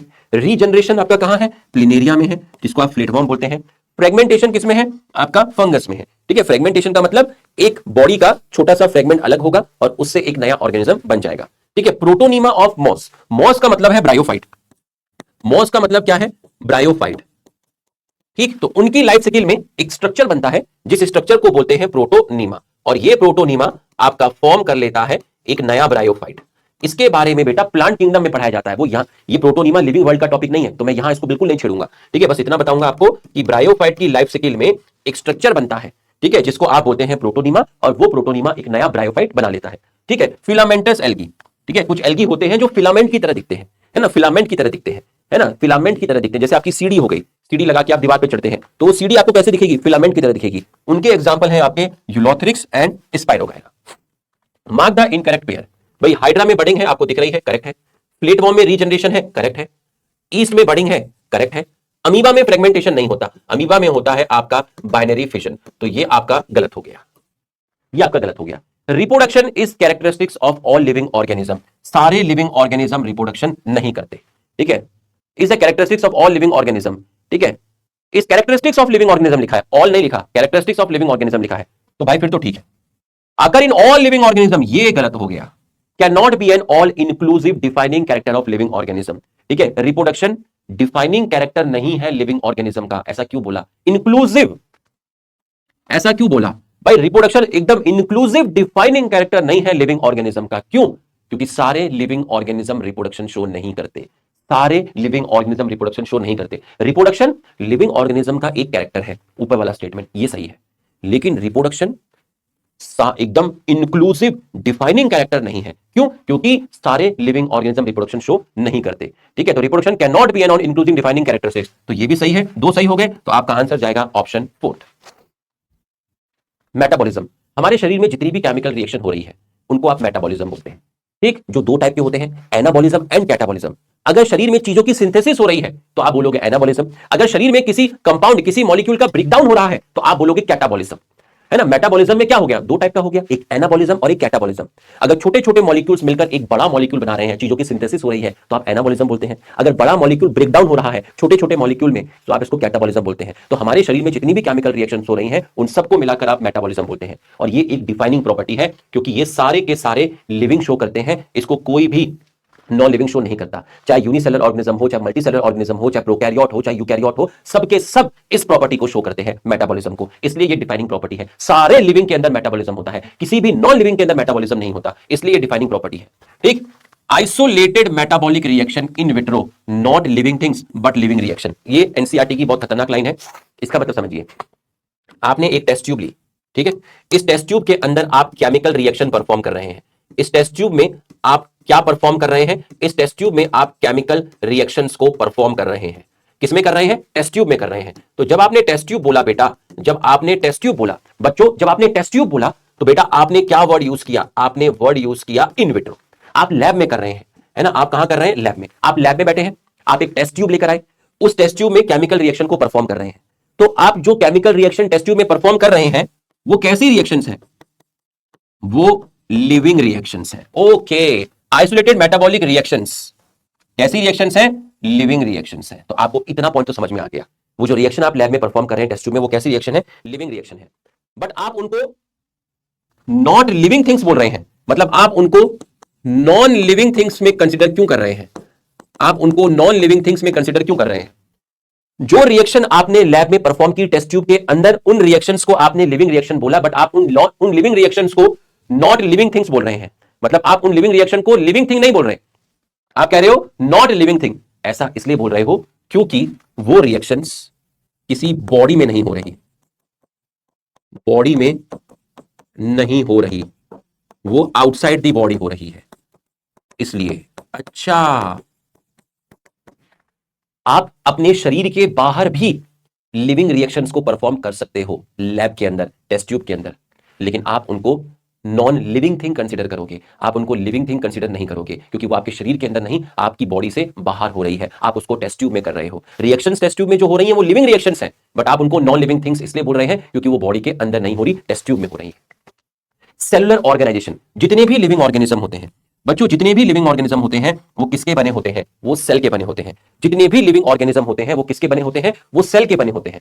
भाई सेल तो सभी में ही होगी ना, अगर कोई यूनिसेलुलर ऑर्गेनिज्म है तो उसमें सिर्फ सेल होगी, कोई मल्टीसेलुलर ऑर्गेनिज्म है तो सेल से टिश्यू बनेगा, टिश्यू से ऑर्गन बनेगा, ऑर्गन सिस्टम बनेगा। मैं मल्टीसेलुलर ऑर्गेनिज्म हूं तो क्या मेरे अंदर सेल नहीं है? है। तो सेल तो सभी के अंदर मिलेगी, चाहे ऑर्गेनिज्म यूनिसेलुलर हो या मल्टीसेलुलर हो। इसलिए इसको बोला आपने सेलुलर ऑर्गेनाइजेशन कि भाई सेल तो सभी के अंदर मिलेगी, चाहे कोई यूनिसेलुलर ऑर्गेनिज्म हो या मल्टीसेलुलर ऑर्गेनिज्म हो। इसका मतलब all living organism made up of cell. इसका मतलब सेलुलर ऑर्गेनाइजेशन कैसी प्रॉपर्टी हो गई? सेलुलर ऑर्गेनाइजेशन डिफाइनिंग प्रॉपर्टी हो गई, क्योंकि हर ऑर्गेनिज्म में आपकी सेल मिलेगी, किसी भी नॉन लिविंग में आपकी सेल नहीं मिलेगी। Incorrect statement with respect to metabolism, microbes exhibit metabolism. Correct है, हर ऑर्गेनिज्म में मेटाबॉलिज्म होगा। It is the property of all living form, सारे लिविंग के अंदर मेटाबॉलिज्म होता है। Metabolic reaction can be demonstrate in vitro, बिल्कुल सही है, मेटाबॉलिक रिएक्शंस को आप लैब में स्टडी कर सकते हो, ये भी बिल्कुल सही है। It is not a defining feature, ये गलत हो गया, it is a defining feature, तो आपका आंसर जाएगा option D. Read the following statement, read the following statement, no non living object exhibit metabolism, किसी भी नॉन लिविंग ऑब्जेक्ट के अंदर मेटाबॉलिज्म नहीं होता, तो ये तो आपका सही है, तो मतलब 1 तो आपका मिलेगा मिलेगा, यहां 1 है, यहां 1 है, 2 और 3 हम लोग चेक कर लेते हैं। Cellular organisation of body is the defining feature, तो ये आपका सही है, ठीक है, ये आपका सही है, तो आंसर जाएगा 1 एंड 3, ठीक है। Human being including other mammals possess the property of self consciousness, अभी मैं बताऊंगा सेल्फ कॉन्शियसनेस क्या होता है, ठीक है। नहीं, जो दूसरे मैमल्स होते हैं उनके अंदर सेल्फ कॉन्शियसनेस नहीं होता, ठीक है, सेल्फ कॉन्शियसनेस सिर्फ ह्यूमन बीइंग में होता है, ये आपका गलत हो गया। Isolated metabolic reaction in vitro are living thing, living thing नहीं, ये है आपकी नॉन लिविंग थिंग, ये आपका गलत हो गया। सेल्फ कॉन्शियसनेस क्या है अभी आपको बताएंगे। विच of the given is not a exclusive feature of living being, कौन सा इसमें एक्सक्लूसिव फीचर नहीं है लिविंग बीइंग का? मेटाबॉलिज्म सभी लिविंग में है, ग्रोथ सभी लिविंग में है, कॉन्शियसनेस सभी लिविंग में है। कॉन्शियसनेस का मतलब क्या होता है? कॉन्शियसनेस का मतलब क्या होता है कि आपके सराउंडिंग में जो भी चीजें हो रही हैं आप उसको फील कर सकते हो और उसके लिए रिस्पॉन्ड कर सकते हो। भाई ये लाइट है, अब कोई मेरे मुंह की तरफ एकदम तेज लाइट लेकर आएगा तो लाइट क्या है? स्टिमुलस, फिर मैं अपना मुंह हटा लूंगा, मैंने क्या किया? मैंने रिस्पॉन्ड किया। कोई कुत्ता मेरी तरफ भागता हुआ आ रहा है तो कुत्ते का भागना क्या है? स्टिमुलस, और मैं कुत्ते से डर के इधर की तरफ भागने लगा, मैंने क्या शो किया? रिस्पॉन्ड। मैं बैठा हुआ हूं, मेरी मम्मी ने बुलाया रुपेश, मैंने सुना और मैं उधर चला गया, तो मतलब मेरे अंदर कॉन्शियसनेस है, मैं आसपास सराउंडिंग में जो भी चीजें हो रही हैं उनको महसूस कर सकता हूं, उनको फील कर सकता हूं और उनके लिए रिस्पॉन्ड कर सकता हूं। तो सारे लिविंग बीइंग में कॉन्शियसनेस होता है, सारे लिविंग बीइंग में ग्रोथ और मेटाबॉलिज्म होता है, बट सारे लिविंग में रिप्रोडक्शन नहीं होता, exception infertile human couple, mule, worker बीज। तो कौन सा एक्सक्लूसिव फीचर नहीं हुआ? आपका रिप्रोडक्शन। कॉन्शियसनेस अभी भी मैंने आपको बताया, एबिलिटी टू सेंस और रिस्पॉन्स टू सराउंडिंग, ठीक है, इसी को आपने बोल दिया सेंसिटिविटी। आपके आसपास एनवायरनमेंट में जो चीजें हो रही हैं आप उसको फील कर सकते हो और उसके लिए रिस्पॉन्स शो कर सकते हो। ये एक बहुत कॉम्प्लिकेटेड फीचर है किसका? ऑल लिविंग ऑर्गेनिज्म का। कॉन्शियसनेस कैसी प्रॉपर्टी हो गई? डिफाइनिंग प्रॉपर्टी हो गई, क्योंकि इसको सभी लिविंग बीइंग शो करते हैं। Photo period affect reproduction in seasonal breeder, photo period में लाइट का रिप्रोडक्शन में योगदान होता है। कुछ प्लांट्स को फ्लावरिंग करने के लिए ज्यादा लाइट चाहिए, कुछ प्लांट्स को फ्लावरिंग करने के लिए लाइट कम चाहिए, ठीक है। और सीजनल ब्रीडर्स होते ही हैं आपके, है ना। सीजनल ब्रीडर्स कौन हुए? जो किसी पर्टिकुलर सीजन में रिप्रोडक्शन करते हैं, है ना, जो पर्टिकुलर सीजन में रिप्रोडक्शन करते हैं उनको आप सीजनल ब्रीडर्स बोलते हैं। आपने अपने घर में भी देखा होगा, है ना, काफी सारे इंसेक्ट हैं जो रात को एक्टिव होते हैं, है ना, कुछ लोग हैं जो दिन के टाइम एक्टिव होते हैं, है ना। तो जो लाइट है उसका रिप्रोडक्शन में रोल है, लाइट का जो ड्यूरेशन है उसका रिप्रोडक्शन में रोल है। तो photo period affect reproduction in seasonal breeder, ये आपका सही है ना, कि लाइट वाला जो पीरियड होता है कि लाइट ज्यादा चाहिए या कम चाहिए, ठीक है, ये रिप्रोडक्शन में रोल प्ले करता है। किनमें? सीजनल ब्रीडर में। सीजनल ब्रीडर वो होते हैं जो किसी पर्टिकुलर सीजन में आपका रिप्रोडक्शन करते हैं। But self consciousness is fundamental property. अब जो सेल्फ कॉन्शियसनेस है बेटा वो सिर्फ ह्यूमन के अंदर होता है। कॉन्शियसनेस अलग चीज है, सेल्फ कॉन्शियसनेस अलग चीज है। तो सेल्फ कॉन्शियसनेस डिफाइनिंग प्रॉपर्टी नहीं है, ये कैसी प्रॉपर्टी है? ये फंडामेंटल प्रॉपर्टी है। क्यों? क्योंकि self consciousness not shown by all living organism, not shown by all living organism. Consciousness अलग चीज है, कॉन्शियसनेस डिफाइनिंग प्रॉपर्टी है क्योंकि सारे लिविंग में होती है, but self consciousness defining property नहीं है क्योंकि ये सारे लिविंग में नहीं होती, ये सिर्फ ह्यूमन में होती है। सेल्फ कॉन्शियसनेस का मतलब होता है अवेयर ऑफ हिमसेल्फ। अब भगवान ने ये चीज हमारे अंदर ही दी है, अवेयर ऑफ हिमसेल्फ। आदमी जो है, इंसान जो है वो मतलबी है, ठीक है, वो अपने बारे में सोचता है, लेकिन पशुओं में ये सारी की सारी चीजें नहीं होती। हमारा नर्वस सिस्टम इतना ज्यादा एक्टिव है, इतना ज्यादा एडवांस है कि हमारे आसपास सराउंडिंग में क्या चीज होगी हम उसको बहुत ज्यादा रिलेट कर सकते हैं कि भाई मौसम देखकर मैं बता सकता हूं, मतलब मैं इतना ज्यादा सोच लूंगा कि यार बारिश हो सकती है, रेनकोट लेकर जाऊं या कार लेकर जाऊं या नहीं लेके जाऊं, बारिश होगी तो किस रास्ते से जाना है, कहां जाम लगेगा, मतलब हम इतना ज्यादा हम बारिश तेज हुई तो कहीं ऐसा ना हो मुझे नुकसान हो जाए, मैं बाइक से किसी खड्डे में गिर जाऊं, मतलब इस लेवल तक हम चीजों को सोच पाते हैं। लेकिन जो जानवर होते हैं वो इस लेवल तक चीजों को नहीं सोच पाते। जानवर जो होते हैं वो मतलबी नहीं होते हैं, ठीक है, वो इतना नहीं सोच सकते, इतना स्किल, इतना चीजों को रिलेट नहीं कर सकते, है ना। हम रोड पे चल रहे हैं तो हमें पता है कि हमें इस तरफ चलना है, अगर हम इस तरफ नहीं चले तो गाड़ी आ जाएगी, टकरा जाएगी, हमें कुछ हो गया तो मम्मी पापा का क्या होगा, हमारे बच्चों का क्या होगा। इस लेवल पर हम अपने आप के बारे में सोच पाते हैं, है ना। It's a kind of self consciousness. ये प्रॉपर्टी, ये चीजें एनिमल के अंदर नहीं होती है, मासूम होते हैं वो। तो सेल्फ कॉन्शियसनेस सिर्फ किसके अंदर होती है? सेल्फ कॉन्शियसनेस सिर्फ हमारे अंदर होती है और किसी लिविंग बीइंग में नहीं होती। इसलिए आप इसको डिफाइनिंग प्रॉपर्टी नहीं बोलते, आप सेल्फ कॉन्शियसनेस को फंडामेंटल प्रॉपर्टी बोलते हो। लेकिन कॉन्शियसनेस सभी लिविंग में होती है, इसलिए आप कॉन्शियसनेस को डिफाइनिंग प्रॉपर्टी बोलते हो, ठीक है। हाँ, ठीक। उसके बाद उसमें लिखा हुआ है कि क्या बोलते हैं, जो कोमा पेशेंट होता है ना, कोमा पेशेंट जो होता है। अब कोमा पेशेंट क्या है? कोमा पेशेंट के अंदर क्या है भैया? रिएक्शंस तो चल रही हैं, ठीक है, लेकिन वो रिस्पॉन्ड तो नहीं कर सकता ना। मतलब मेरी बात को समझ में आया? रिस्पॉन्ड नहीं कर पा रहा है वो, ठीक है, रिस्पॉन्ड नहीं कर पा रहा है, लेकिन उसके अंदर आपकी जो केमिकल रिएक्शंस है वो चल रही हैं। लेकिन केमिकल रिएक्शंस किसकी हेल्प से परफॉर्म कर रहे हैं? मशीन वगैरह, उसकी हेल्प से आप चीजों को परफॉर्म कर रहे हैं, ठीक है। तो आप इसको मतलब ब्रेन डेड बोल सकते हो इस तरीके से, ठीक। तो प्रॉपर्टी ऑफ टिश्यू, तो कोमा पेशेंट में लिविंग का भी कैरेक्टर है और नॉन लिविंग का भी कैरेक्टर है। आप इसको पूरी तरीके से लिविंग भी नहीं बोल सकते और पूरी तरीके से नॉन लिविंग भी नहीं बोल सकते हैं, ठीक। Property of tissue not present in cell but present in interaction among cells. अब इसका मतलब क्या हुआ? मान लीजिए आपके पास क्या है, आपके पास बहुत सारी सेल्स हैं, बहुत सारी सेल्स हैं, ठीक है, ये बहुत सारी सेल्स है। तो ये सेल्स आपस में क्या करेंगी? इंटरेक्शन करेंगी। ये देखिए सेल्स आपस में क्या कर रही हैं? इंटरेक्शंस कर रही हैं। ये देखिए सेल्स आपस में क्या कर रही हैं? इंटरेक्शन कर रही हैं। तो इन्होंने क्या कहा? इन्होंने ये कहा सेल्स के कलेक्शन से क्या बना? टिश्यू बना, है ना। सेल्स के कलेक्शन से क्या बना? टिश्यू बना। ये देखिए ये रही आपकी सेल्स, ठीक है। इन सेल्स के कलेक्शन से आपका क्या बना? इन सेल्स के कलेक्शन को आपने क्या बोल दिया? टिश्यू बोल दिया। आपने इन सेल्स के कलेक्शंस को क्या बोल दिया बच्चों? आपने इसको बोल दिया है टिश्यू। अब इन्होंने ये कहा कि टिश्यू की प्रॉपर्टी, इन सेल्स के कलेक्शन को क्या बोला? टिश्यू। तो इन्होंने कहा कि टिश्यू की प्रॉपर्टी इन सेल्स में नहीं होती। तो सर किसमें होती है? इन सेल्स के बीच में जो इंटरेक्शंस होती हैं, उनके बीच में जो इंटरेक्शंस होती हैं उनमें होती है। भाई एक टिश्यू किस तरीके से काम करेगा? एक टिश्यू तभी तो काम करेगा जब उस टिश्यू में पाई जाने वाली सेल्स आपस में मिलकर काम करें। भाई तो टिश्यू की प्रॉपर्टी इन इंडिविजुअल सेल्स में नहीं है, बल्कि इन इंडिविजुअल सेल्स के बीच में जो इंटरेक्शंस है, इनके बीच में जो तालमेल है, इनके बीच में जो कोऑर्डिनेशन है, उसमें टिश्यू की प्रॉपर्टी है। तो टिश्यू की प्रॉपर्टी उससे बनने वाली इंडिविजुअल सेल्स में नहीं होती, है ना। टिश्यू की प्रॉपर्टी इन इंडिविजुअल सेल्स में नहीं है। सेल्स के कलेक्शंस को क्या बोलेंगे? टिश्यू बोलेंगे। इन सारे सेल्स के कलेक्शंस को क्या बोलेंगे? टिश्यू बोलेंगे। बट इस टिश्यू की प्रॉपर्टी इन इंडिविजुअल सेल्स में नहीं है ना। इंडिविजुअल सेल्स के बीच में जो तालमेल है, जो इंटरेक्शन है, उनमें टिश्यू की प्रॉपर्टी है। Okay, so property of tissue not present in cells but present in interactions among cells, similarly in interaction in component of cell organelle. अब इसका मतलब समझिए, किसी भी सेल ऑर्गेनेल की प्रॉपर्टी उसके अंदर जो कंपोनेंट है उसमें नहीं होती, बल्कि उन कंपोनेंट्स में जो इंटरेक्शंस है उसमें होती है। किसी भी ऑर्गेनेल की प्रॉपर्टी उसके अंदर पाए जाने वाले कंपोनेंट में नहीं होती, बल्कि उन कंपोनेंट में जब इंटरेक्शन होगी तभी तो कोई ऑर्गेनेल काम करेगा। तो ये सेंटेंस सेम ऐसे ही है कि टिश्यू की प्रॉपर्टी उनमें पाए जाने वाले सेल्स में नहीं होती, बल्कि वो सेल्स आपस में मिलकर जो इंटरेक्शंस करती हैं उनमें होती हैं, ठीक। तो जैसे माइटोकॉन्ड्रिया है, तो माइटोकॉन्ड्रिया में आउटर मेम्ब्रेन, इनर मेम्ब्रेन हो गया, है ना, क्रिस्टे हो गया, ये सब क्या है? ये कंपोनेंट है। जब ये सारे कंपोनेंट आपस में कोऑर्डिनेशन में काम करेंगे तभी तो माइटोकॉन्ड्रिया फंक्शन परफॉर्म करेगा। तो किसी भी ऑर्गेनेल की प्रॉपर्टी उसके कंपोनेंट्स में नहीं होती, बल्कि उसके कंपोनेंट्स के बीच में जो इंटरेक्शंस होती हैं उनके बीच में आपकी होती है। लिविंग ऑर्गेनिज्म सेल्फ रेप्लिकेटिंग है, खुद रिप्रोड्यूस करके अपने नंबर को बढ़ा सकता है, ठीक है, और सेल्फ इवॉल्विंग है, अपने आप लिविंग ऑर्गेनिज्म इवॉल्व होता है ना। आपने देखा होगा अपने आप चीजें इवॉल्व हो रही हैं, है ना। पहले आपके एंसेस्टर कैसे थे, अब हम लोग कैसे हैं, तो कितनी चीजें इवॉल्व हो रही हैं, एडवांस होते जा रहे हैं। तो अपने आप चीजें इवॉल्व होती हैं। लिविंग ऑर्गेनिज्म, है ना, प्रकृति के अकॉर्डिंग, नेचर के अकॉर्डिंग, नेचर की डिमांड के अकॉर्डिंग अपने आप अपने अंदर चेंजेस लाता है। तो लिविंग ऑर्गेनिज्म क्या है? सेल्फ रेप्लिकेटिंग है, खुद रिप्रोड्यूस करके अपने नंबर को बढ़ा सकता है। सेल्फ इवॉल्विंग है, अपने आप इवॉल्व करता है। सेल्फ रेगुलेटिंग है, अपने अंदर जो सिस्टम है उनको अपने आप रेगुलेट करता है। मुझे गर्मी लगती है तो अपने आप पसीना आता है, पूरा सिस्टम अपने आप को खुद रेगुलेट करता है। ठंडी लगती है, शिवरिंग, मतलब बात समझ में आया? तो अपने आप सारी की सारी चीजें रेगुलेट हो रही है। अपने आप खाना खा रहे हैं, डाइजेशन हो रहा है, जो वेस्ट प्रोडक्ट है वो एक्सक्रीशन में आपका बाहर जा रहा है, तो हम अपने सिस्टम को अपने आप रेगुलेट करता है। सेल्फ रेगुलेटिंग सिस्टम है।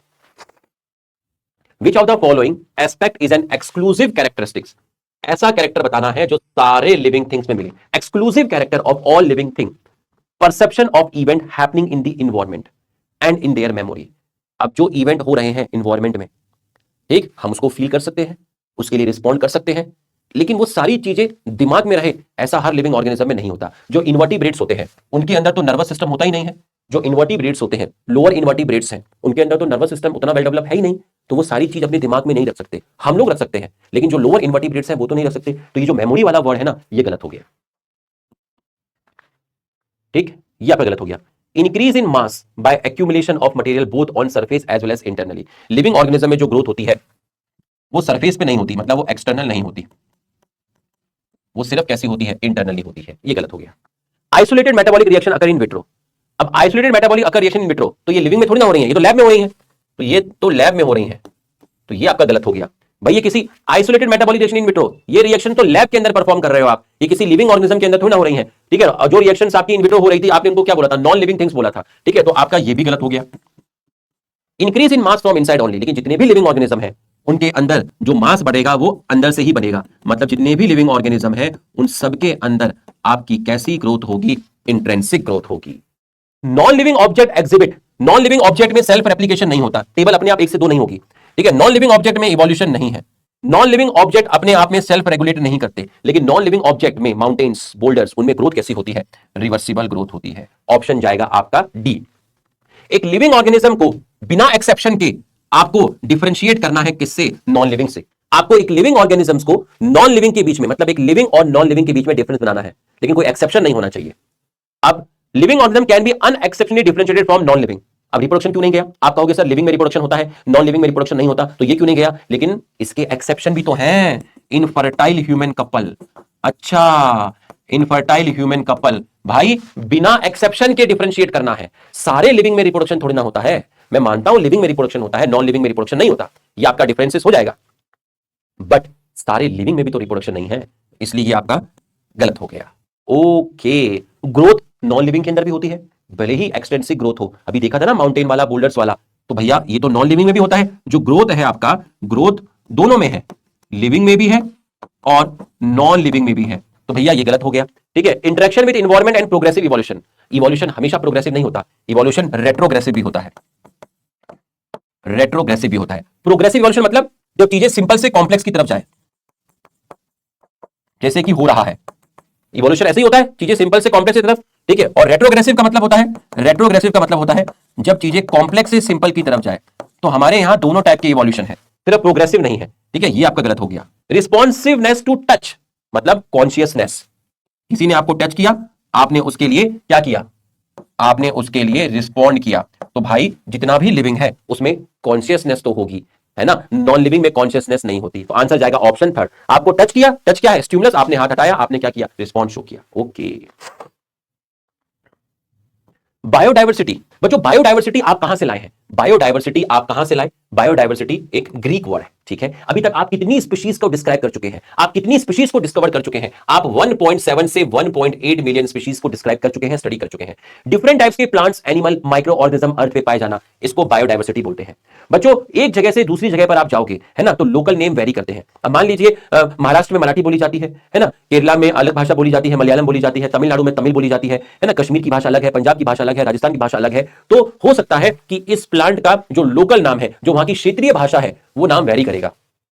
भाई राजस्थान में इस प्लांट को कुछ और बोल रहे हैं लोकल भाषा में, कश्मीर में कुछ और बोल रहे हैं, तमिलनाडु में कुछ और बोल रहे हैं, तो लोगों को क्या लग रहा है कि अलग अलग प्लांट है। क्यों, क्योंकि अलग अलग नाम बोल रहे हैं। नहीं, प्लांट एक ही है वो, लेकिन नाम अलग अलग हो रहे हैं लोकल भाषा में। तो जो लोकल नेम होते हैं वो कंफ्यूजन क्रिएट करते हैं, क्योंकि लोकल भाषा में हर जगह पर उस प्लांट को अलग अलग नाम से बोला जाता है। तो हमें ऐसा लग रहा है कि 8-10 अलग अलग प्लांट के बारे में बात कर रहे हैं, बट ऐसा नहीं है। हर राज्य में वो एक ही प्लांट के बारे में बात कर रहे हैं, बट उसका लोकल भाषा में नाम अलग है। तो इसकी वजह से लोगों को कंफ्यूजन होती थी। तो जो लोकल नेम होते हैं वो एक जगह से दूसरी जगह में वेरी करते हैं। तो लोगों ने कहा एक सटीक नाम दे दीजिए जो पूरे के पूरे वर्ल्ड में सेम रहे। तो यहां से वर्ड आया नॉमेनक्लेचर। नॉमेनक्लेचर मतलब naming of organism, naming of organism, naming of organism मतलब एक नाम दे दीजिए जो पूरे वर्ल्ड में चेंज ना हो। मैं यूएसए में जाऊं, रशिया में जाऊं, इंडिया में जाऊं, कहीं भी जाऊं, चाइना में जाऊं, तो उसी नाम से उसको जाना जाए। Naming of organism, nomenclature. तो वो नाम होना चाहिए साइंटिफिक नेम।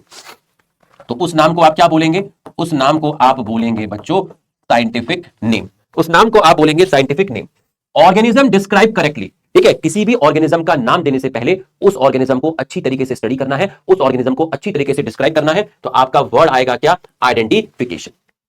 अब अगर आपको किसी प्लांट का साइंटिफिक नेम देना है तो आपको कुछ सेट ऑफ रूल्स, कुछ प्रोसीजर फॉलो करने पड़ेंगे, और वो सेट ऑफ रूल्स किसके थ्रू फॉलो करने पड़ेंगे? आईसीबीएन। तो आईसीबीएन क्या है? आईसीबीएन में कुछ सेट ऑफ रूल्स हैं, कुछ प्रोसीजर्स हैं, कुछ प्रोटोकॉल हैं जो आपको फॉलो करने हैं प्लांट का साइंटिफिक नेम देने के लिए। Full form international code for botanical nomenclature. ऐसे ही अगर आपको एनिमल का साइंटिफिक नेम देना है तो जो सेट ऑफ रूल, प्रोसीजर, जो प्रोटोकॉल आपको फॉलो करने हैं वो फॉलो करोगे आप किसके? आईसीजेडएन। तो वहां बॉटनिकल था, यहां जूलॉजिकल हो गया। ठीक। Biodiversity of a geographical region represent genetic diversity present in dominant species नहीं, स्पीशीज एंडेमिक टू रीजन नहीं, एंडेंजर्ड स्पीशीज नहीं। The diversity in the organism living in region, उस रीजन में जो भी लिविंग ऑर्गेनिज्म रह रहे हैं उनकी डाइवर्सिटी को बोलेंगे बायोडाइवर्सिटी। आईसीबीएन का full form international code for botanical nomenclature. Local name जो होते हैं वो आपके एक जगह से दूसरी जगह पर क्या करते हैं? वेरी करते हैं। अब देखो बाइनोमियल नॉमेनक्लेचर आया। बाई मतलब दो, इसका मतलब ये नहीं कि दो नाम होंगे, नाम एक होगा लेकिन उसमें वर्ड कितने होंगे? उसमें वर्ड होंगे आपके दो। तो हर ऑर्गेनिज्म का एक ही बायोलॉजिकल नेम होना चाहिए, हर ऑर्गेनिज्म का एक ही साइंटिफिक नेम होना चाहिए। तो बच्चों बाइनोमियल नॉमेनक्लेचर किसने दिया? कार्लोलस लिनियस ने दिया। इनके अकॉर्डिंग क्या था? जितने भी लिविंग ऑर्गेनिज्म है, जितने भी प्लांट्स हैं, जितने भी एनिमल्स हैं पूरे वर्ल्ड में, उन सबका एक ही बायोलॉजिकल नेम होना चाहिए, एक ही साइंटिफिक नेम होना चाहिए। बट उसमें कितने वर्ड होने चाहिए? उसमें दो वर्ड होने चाहिए। जैसे मैंगो का साइंटिफिक नेम है ना, मैंगो का साइंटिफिक नेम क्या हुआ? मैंगीफेरा इंडिका, है ना। ये आई छोटा है बेटा, ये आई छोटा है। मैंगो का साइंटिफिक नेम मैंजीफेरा इंडिका। तो कितने वर्ड हो गए? दो। मैंजीफेरा पहला वर्ड, इंडिका दूसरा वर्ड। तो जो पहला वर्ड होता है उसको जीनस बोलते हैं, उसी को आप जेनरिक नेम बोलते हैं। जो दूसरा वर्ड होता है उसी को आप स्पीशीज बोलते हैं, उसी को आप स्पेसिफिक एपिथेट बोलते हैं। जीनस का जो पहला लेटर है वो कैसा होता है? कैपिटल। और इंडिका का, स्पीशीज का जो पहला लेटर है आई, वो कैसा होता है? आपका स्मॉल। हर ऑर्गेनिज्म का एक ही नाम होगा। किस लैंग्वेज में लिखे गए? लेटिन लैंग्वेज लिखे गए। लेटिन भाषा कैसी भाषा है? वो आपकी डेड लैंग्वेज है। डेड लैंग्वेज मतलब इसका अब कोई भी नेटिव स्पीकर नहीं है, ये भाषा अब बोली नहीं जाती। तो जिस भाषा का कोई भी स्पीकर ना हो उस भाषा को डेड लैंग्वेज बोलते हैं। तो ये चेंज तो होंगे नहीं, तो ये लेटिन लैंग्वेज में लिखे गए। ठीक। Scientific name printed in italics, देखिए टेढ़ा करके लिखा है, इटैलिक्स में लिखा है। Scientific name printed in italics, ठीक है, टेढ़ा करके आप लिखेंगे। अगर आप टेढ़ा करके नहीं लिखना चाहते, सीधा करके लिखना चाहते हैं, ऐसे मैंजीफेरा, टेढ़ा करके नहीं लिखना चाहते, ऐसे सीधा करके लिखना चाहते हैं, ऐसे करके, तो अगर आपको सीधा लिखना है तो नीचे आपको अंडरलाइन करनी पड़ेगी। अगर आप इटैलिक्स में लिखोगे तो अंडरलाइन करने की जरूरत नहीं है। अगर आप लिटा के इटैलिक्स में लिखोगे तो अंडरलाइन करने की जरूरत नहीं है। लेकिन अगर आप टेढ़ा करके, आप सीधा करके लिखोगे तो आपको दोनों नाम को सेपरेटली अंडरलाइन करना पड़ेगा। मतलब underline separately when hand written to indicate Latin origin. तो जब आप इटैलिक्स में लिखते हैं तो आप अंडरलाइन नहीं करते, आप सीधा करके लिखते हैं तो आपको दोनों नाम को अंडरलाइन करना पड़ता है। नेम ऑफ ऑथर, है ना, name of author, name of author after specific epithet. तो जिन्होंने भी उस नाम को डिस्क्राइब किया, जिन्होंने भी उसका नाम दिया, तो उस ऑथर का नाम शॉर्ट फॉर्म में स्पेसिफिक एपिथेट के बाद आएगा। जैसे मैंगीफेरा इंडिका, LIN। ये देखिए, अब ये नाम जो आया ये इटैलिक्स में नहीं आया, ये रोमन में आया। ये नाम इटैलिक्स में लिखे हैं, लेकिन ये इटैलिक्स में नहीं लिखा, ये मैंने लिटा के नहीं लिखा, ये मैंने सीधा करके लिखा है। ठीक है, ये इटैलिक्स में आएगा, ये इटैलिक्स में आ गया आपका। ये देखिए, ये इटैलिक्स में नहीं आया, ये सीधा लिखा गया। तो लिन का मतलब क्या है? लिन का मतलब है लीनियस। तो मतलब ये नाम किसने दिया? ये नाम लीनियस ने दिया। तो जो भी नाम जिसके द्वारा दिया जाएगा उस साइंटिस्ट का नाम, उस ऑथर का नाम शॉर्ट फॉर्म में, एब्रिविएटेड फॉर्म में, स्पेसिफिक एपिथेट के बाद आएगा। तो लिन क्या हो गया? ऑथर हो गया। X and Y are the component of binomial nomenclature. The naming system was proposed by। अब X क्या हो गया? X हो गया जेनरिक नेम, Y क्या हो गया? स्पेसिफिक एपिथेट हो गया। भाई X है, Y है, Z है, तो पहले क्या आता है? जेनरिक नेम आता है, फिर क्या आता है? स्पेसिफिक एपिथेट आता है, और फिर क्या आता है? फिर आता है name of scientist, name of author. वो हो गया आपका कार्लोलस लिनियस। तो आपका आंसर जाएगा ऑप्शन ए। लिनियस ने क्या दिया था? लिनियस ने दिया था बाइनोमियल नोमेनक्लेचर। ठीक है, incorrect with respect to binomial nomenclature. चलो ये क्वेश्चन होमवर्क में दे देता हूं, ये क्वेश्चन आपके लिए होमवर्क में हो गया। ठीक है, हाँ भाई कुछ आप भी तो करोगे। Taxonomy, living organism can be classified into different taxa. अभी मैं आपको थोड़ी देर में बात करूंगा कि टेक्सा वगैरह क्या होता है ना, मैं आपसे बात करूंगा अभी थोड़ी देर में कि टेक्सा वगैरह क्या होता है। देखिए अब टेक्सोनॉमी क्या है? आप किसी जंगल में गए, आपने किसी प्लांट को देखा, आपने पहली बार देखा, आप इसके कैरेक्टर देख रहे हैं। अच्छा, फ्लावर की पोजीशन ऐसी है, अच्छा इसके अंदर टैप रूट है, अच्छा लीफ का अरेंजमेंट इस तरीके से है, ओके इसमें इस तरह का फ्रूट है, अच्छा ये प्लांट डाइकॉट है। तो आप क्या पढ़ रहे हो? उस प्लांट के, आप इस प्लांट के कैरेक्टर पढ़ रहे हो, और कैरेक्टर के बेसिस पे आप इस प्लांट को क्या कर रहे हो? आइडेंटिफाई कर रहे हो। आइडेंटिफाई करने के बाद आप इसका क्या करोगे? क्लासिफिकेशन करोगे। भाई आप इसका डिवीजन बताओगे, आप इसका क्लास बताओगे, आप इसकी ऑर्डर बताओगे, फैमिली बताओगे, जीनस बताओगे, स्पेसीज नेम बताओगे। क्लासिफिकेशन, प्लांट है तो किंगडम प्लांट ही होगा। तो आप क्या कर रहे हो? क्लासिफिकेशन कर रहे हो। तो आप किसी ऑर्गेनिज्म के कैरेक्टर देखते हो, उसके बेसिस पे उसको आइडेंटिफाई करते हो, उसका प्रॉपर क्लासिफिकेशन करोगे, उसका किंगडम बताओगे, उसका फाइलम बताओगे, उसकी क्लास बताओगे, उसका ऑर्डर बताओगे, फैमिली बताओगे, जीनस बताओगे, स्पीशीज बताओगे। ये हो गया क्लासिफिकेशन। और उसका नाम अरे दीवाने, तूने उस प्लांट को खोजा है, तू उसकी स्टडी कर रहा है, तो उसका नाम भी तो तू ही देगा, नॉमेनक्लेचर। अरे दीवाने, आई बात समझ? कैरेक्टराइजेशन, आइडेंटिफिकेशन, क्लासिफिकेशन, नॉमेनक्लेचर, इसको बोलते हैं taxonomy. Earliest classification based on use of organism, जो पहले के क्लासिफिकेशन थे वो ऑर्गेनिज्म के यूज के बेसिस पे दिए गए थे। मतलब भाई हमारी जरूरतें क्या थी, ह्यूमन की जरूरतें क्या थी, रोटी कपड़ा मकान। तो पुराने टाइम में इंसान जब भी किसी का क्लासिफिकेशन देता था तो वो इकोनॉमिक इंपॉर्टेंस के बेसिस पे देता था। वो ये देखता था, अरे इस प्लांट से ऑयल मिलता है तो इसको ऑयल यील्डिंग प्लांट बोल दो, अरे इस प्लांट से मेडिसिन मिलती है इसको मेडिसिन यील्डिंग प्लांट बोल दो, इस प्लांट से रबड़ मिलती है इसको रबड़ यील्डिंग प्लांट बोल दो, इस प्लांट से फूड मिलता है इसको फूड यील्डिंग प्लांट बोल दो, क्योंकि सबकी जरूरतें क्या थी, रोटी कपड़ा मकान। तो पहले के जो क्लासिफिकेशन दिए गए वो इकोनॉमिक इंपॉर्टेंस के बेस पे दिए गए, यूज ऑफ ऑर्गेनिज्म के बेस पे दिए गए। अरे दीवाने, समझ आया तो यस लिखना। तो भैया टेक्सोनॉमी दो टाइप की है, एक को आपने बोला क्लासिकल और एक को आपने बोला मॉडर्न टेक्सोनॉमी। अगर आप क्लासिफिकेशन सिर्फ एक्सटर्नल कैरेक्टर के बेसिस पे कर दो, है ना, एक्सटर्नल कैरेक्टर के बेसिस पे, आप जंगल में गए, आपको बहुत सारे प्लांट मिल रहे हैं, आप उन प्लांट को देख रहे हो और उन प्लांट्स का आपने मान लीजिए लीफ देखकर क्लासिफिकेशन कर दिया कि भैया ये रेटिकुलेट वेरिएशन है, ये पैरेलल वेरिएशन है। अब किसी प्लांट की लीफ को देखकर आप ये तो बता सकते हो ना कि उसमें वेरिएशन रेटिकुलेट है या पैरेलल है। तो इसका मतलब बाहर से कैरेक्टर देखा आपने, कैसा कैरेक्टर देखा, एक्सटर्नल कैरेक्टर देखा। तो अगर क्लासिफिकेशन एक्सटर्नल कैरेक्टर के बेसिस पर है, एक्सटर्नल स्ट्रक्चर के बेसिस पे है, तो उसको बोलते हैं क्लासिकल टेक्सोनॉमी। भाई तुमने देखा, प्लांट देखे और प्लांट को देखा, भाई इसमें रेटिकुलेट वेरिएशन है, इसमें पैरेलल वेरिएशन है, तो ये चीज तो आपको बाहर से दिख जाएगी ना, ये तो एक्सटर्नल कैरेक्टर हुआ ना प्लांट का। हाँ, मॉडर्न टेक्सोनॉमी क्या है, उसमें आपको एक्सटर्नल कैरेक्टर भी देखने हैं और इंटरनल कैरेक्टर भी देखने हैं। इंटरनल कैरेक्टर मतलब सेल स्ट्रक्चर। अब आपको उसकी सेल स्ट्रक्चर स्टडी करना है तो बाहर बाहर से देख के थोड़ा पता चल जाएगा, उसके लिए तो माइक्रोस्कोप में आकर देखकर इंटरनल स्टडी करनी पड़ेगी। उस प्लांट का डेवलपमेंट किस तरीके से होगा, उसका रिप्रोडक्शन किस तरीके से होगा, उसमें किस तरीके से जायगोट और एम्ब्रियो बनेगा, ये पेड़ को बाहर से देख के थोड़ा पता चल जाएगा। उसके लिए तो आपको जीन लेवल पर, माइक्रोस्कोपिक लेवल पर स्टडी करनी पड़ेगी। तो ये कैसे कैरेक्टर हो गए, ये cell structure, development, ecological information, उस प्लांट का इकोलॉजी में क्या रोल है, तो उसके लिए आपको प्लांट की इंटरनल स्टडी करनी पड़ेगी, है ना, उस प्लांट की इंटरनल स्टडी करनी पड़ेगी। जैसे कि भैया ये प्लांट है, बाहर इकोलॉजी में, इन्वायरमेंट में पानी नहीं है, लेकिन ये प्लांट फिर भी कम पानी में सर्वाइव कर रहा है। तो क्या कारण है, इस प्लांट के अंदर ऐसे कौन से कंपाउंड मिलते हैं जो इसको कम पानी में भी सर्वाइव करने में हेल्प कर रहे हैं, तो ये देख के नहीं पता चलेगा, ये प्लांट की इंटरनल स्टडी करनी पड़ेगी, बायोमोलिक्यूल लेवल पे स्टडी करनी पड़ेगी, वो एंजाइम्स कौन से हैं जो प्लांट को कम पानी में भी जिंदा रखने का काम कर रहे हैं। तो ये सब कैसे कैरेक्टर हो गए, इकोलॉजिकल, डेवलपमेंट, सेल स्ट्रक्चर, ये कैसे हो गए, ये इंटरनल कैरेक्टर हो गए। तो अगर क्लासिफिकेशन का क्राइटेरिया एक्सटर्नल और इंटरनल कैरेक्टर दोनों है तो आप इसको मॉडर्न टेक्सोनॉमी बोलोगे। अगर आपका सिर्फ एक्सटर्नल है, किसी लीफ को बाहर से देखकर आप क्लासिफिकेशन कर देते हो कि इसकी लीफ रेटिकुलेट है तो उसको डाइकॉट में डाल दो, इसकी लीफ में पैरेलल वेरिएशन है तो आप इसको मोनोकॉट में डाल दो। सिस्टमैटिक क्या है, सिस्टमैटिक के अंदर आपका टेक्सोनॉमी है प्लस फाइलोजेनी।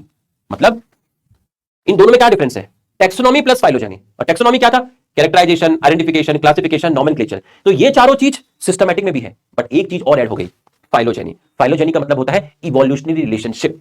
इवोल्यूशनरी रिलेशनशिप क्या मतलब हुआ, मतलब ये हुआ कि जब आप किसी प्लांट का क्लासिफिकेशन कर रहे हो, है ना, उसका कैरेक्टराइजेशन कर रहे हो, आइडेंटिफिकेशन कर रहे हो, क्लासिफिकेशन कर रहे हो, नॉमेनक्लेचर कर रहे हो, तो आप यहां पे भी कर रहे हो। लेकिन उसके साथ साथ अगर आप ये बता दो कि उस प्लांट का एंसेस्टर कौन है, वो प्लांट किससे इवॉल्व हुआ, वो प्लांट किसके साथ कैरेक्टर शो करता है, फाइलोजेनी, इवोल्यूशनरी रिलेशनशिप। तो सिस्टमैटिक और टेक्सोनॉमी में क्या डिफरेंस है, टेक्सोनॉमी में फाइलोजेनी नहीं है, इवोल्यूशनरी हिस्ट्री नहीं है, आप वहां पर इवोल्यूशन की बात नहीं करते कि इस प्लांट का एंसेस्टर कौन है, ये जो प्लांट आया ये किससे आया, इसका एंसेस्टर कौन है। जब आप एंसेस्टर की बात करो, इवोल्यूशन पैटर्न की बात करो, तो आप वर्ड यूज करते हैं फाइलोजेनी। तो इस टेक्सोनॉमी में फाइलोजेनी जोड़ दो तो ये बन जाएगा आपका सिस्टमैटिक। सिस्टमैटिक वर्ड आया है लेटिन वर्ड से सिस्टमा से। सिस्टमा का मतलब होता है अरेंजमेंट ऑफ ऑर्गेनिज्म। और लीनियस साहब ने एक किताब लिखी थी, लीनियस साहब ने एक किताब भी लिखी थी जिस किताब का नाम था सिस्टमा नेचरे। लीनियस साहब ने एक किताब लिखी थी जिसका नाम था सिस्टमा नेचरे, जिसके अंदर किसका साइंटिफिक नेम बताए गए थे, जिसके अंदर साइंटिफिक नेम दिए गए थे, किसके, एनिमल के साइंटिफिक नेम दिए गए थे। इसके अंदर एनिमल के साइंटिफिक नेम आपके दिए गए थे। ठीक है, अब आप देखिए biosystematic, the classification of organism based on their evolutionary history. कुछ सोचना ही नहीं है, फाइलोजेनी, इतने बड़े बड़े वर्ड आ गए, सीधा लगा दीजिए। टेक्सोनॉमी डील विद, अब टेक्सोनॉमी में इवोल्यूशन तो है नहीं, टेक्सोनॉमी में सिर्फ माइक्रो ऑर्गेनिज्म की स्टडी थोड़ा होगी, सभी की होगी, प्लांट की भी होगी, एनिमल की भी होगी। ये गलत हो गया, ये गलत हो गया। Classification of organism in different taxa, तो आपका आंसर हो जाएगा 4। Classification of different organism in different taxa. Different taxa का मतलब क्या है, आप उसका किंगडम बताओ, डिवीजन बताओ, क्लास बताओ, ऑर्डर बताओ, फैमिली बताओ, जीनस बताओ, स्पीशीज बताओ, इसको बोल दिया डिफरेंट टेक्सा। चलिए अब 2 क्वेश्चन मैं करूंगा, 2 क्वेश्चन आप करोगे, ठीक है। Which of the following is incorrect regarding scientific name, these are also known as common name. नहीं, साइंटिफिक नेम को कॉमन नेम नहीं बोलते, ठीक है, गलत हो गया। They ensure that each organism has only one name, they have two component, the generic name and specific epithet. Scientific name में दो कंपोनेंट होते हैं, करेक्ट है। हर ऑर्गेनिज्म का एक साइंटिफिक नेम होना चाहिए, करेक्ट है। और ये यूनिवर्सली एक्सेप्टेड होते हैं, ये भी करेक्ट है। तो बच्चों ये अपना आंसर क्या जाएगा, आंसर जाएगा ऑप्शन 1, क्योंकि आपसे पूछा था इनकरेक्ट, आपसे पूछा था incorrect. According to the binomial nomenclature every living organism has two scientific name, नहीं, one scientific name with single component, नहीं, two component, one scientific name with two component. ये आपका सही है, ये आपका सही है, ठीक। ये आपका which of the following feature are not shown by scientific name of various organism, ठीक है, नॉट शोन बाय, कौन सा गलत है। They consist of two component, भाई दो कंपोनेंट तो हमेशा मिलेगा, ये तो करेक्ट है। एक जेनेरिक नेम मिलेगा, एक स्पेसिफिक एपिथेट मिलेगा। दे हैव लैटिन ऑरिजिन, ये भी करेक्ट है, ठीक है। They are printed in italics, ये भी करेक्ट है। ऑलवेज हैव लिन, भाई हर साइंटिफिक नेम के बाद लिन थोड़ी ना लिखा होगा, भाई सारे नाम लीनियस ने थोड़ा दिए होंगे, और भी तो साइंटिस्ट ने दिए होंगे। लिन तो तब लिखा होगा ना जब वो नाम लीनियस ने दिया होगा, तो ऑलवेज लिन, ये आपका गलत हो गया। ये क्वेश्चन आपका होमवर्क में चला गया। अब आगे है, अब मैं 1 मिनट सांस ले लेता हूं, ठीक। अरे आदमी थकता भी तो होगा अरे दीवाने, 1 मिनट रुकना। तो बच्चों आगे बढ़ते हैं। नेक्स्ट जो टॉपिक है वो है टेक्सोनॉमी कैटेगरी।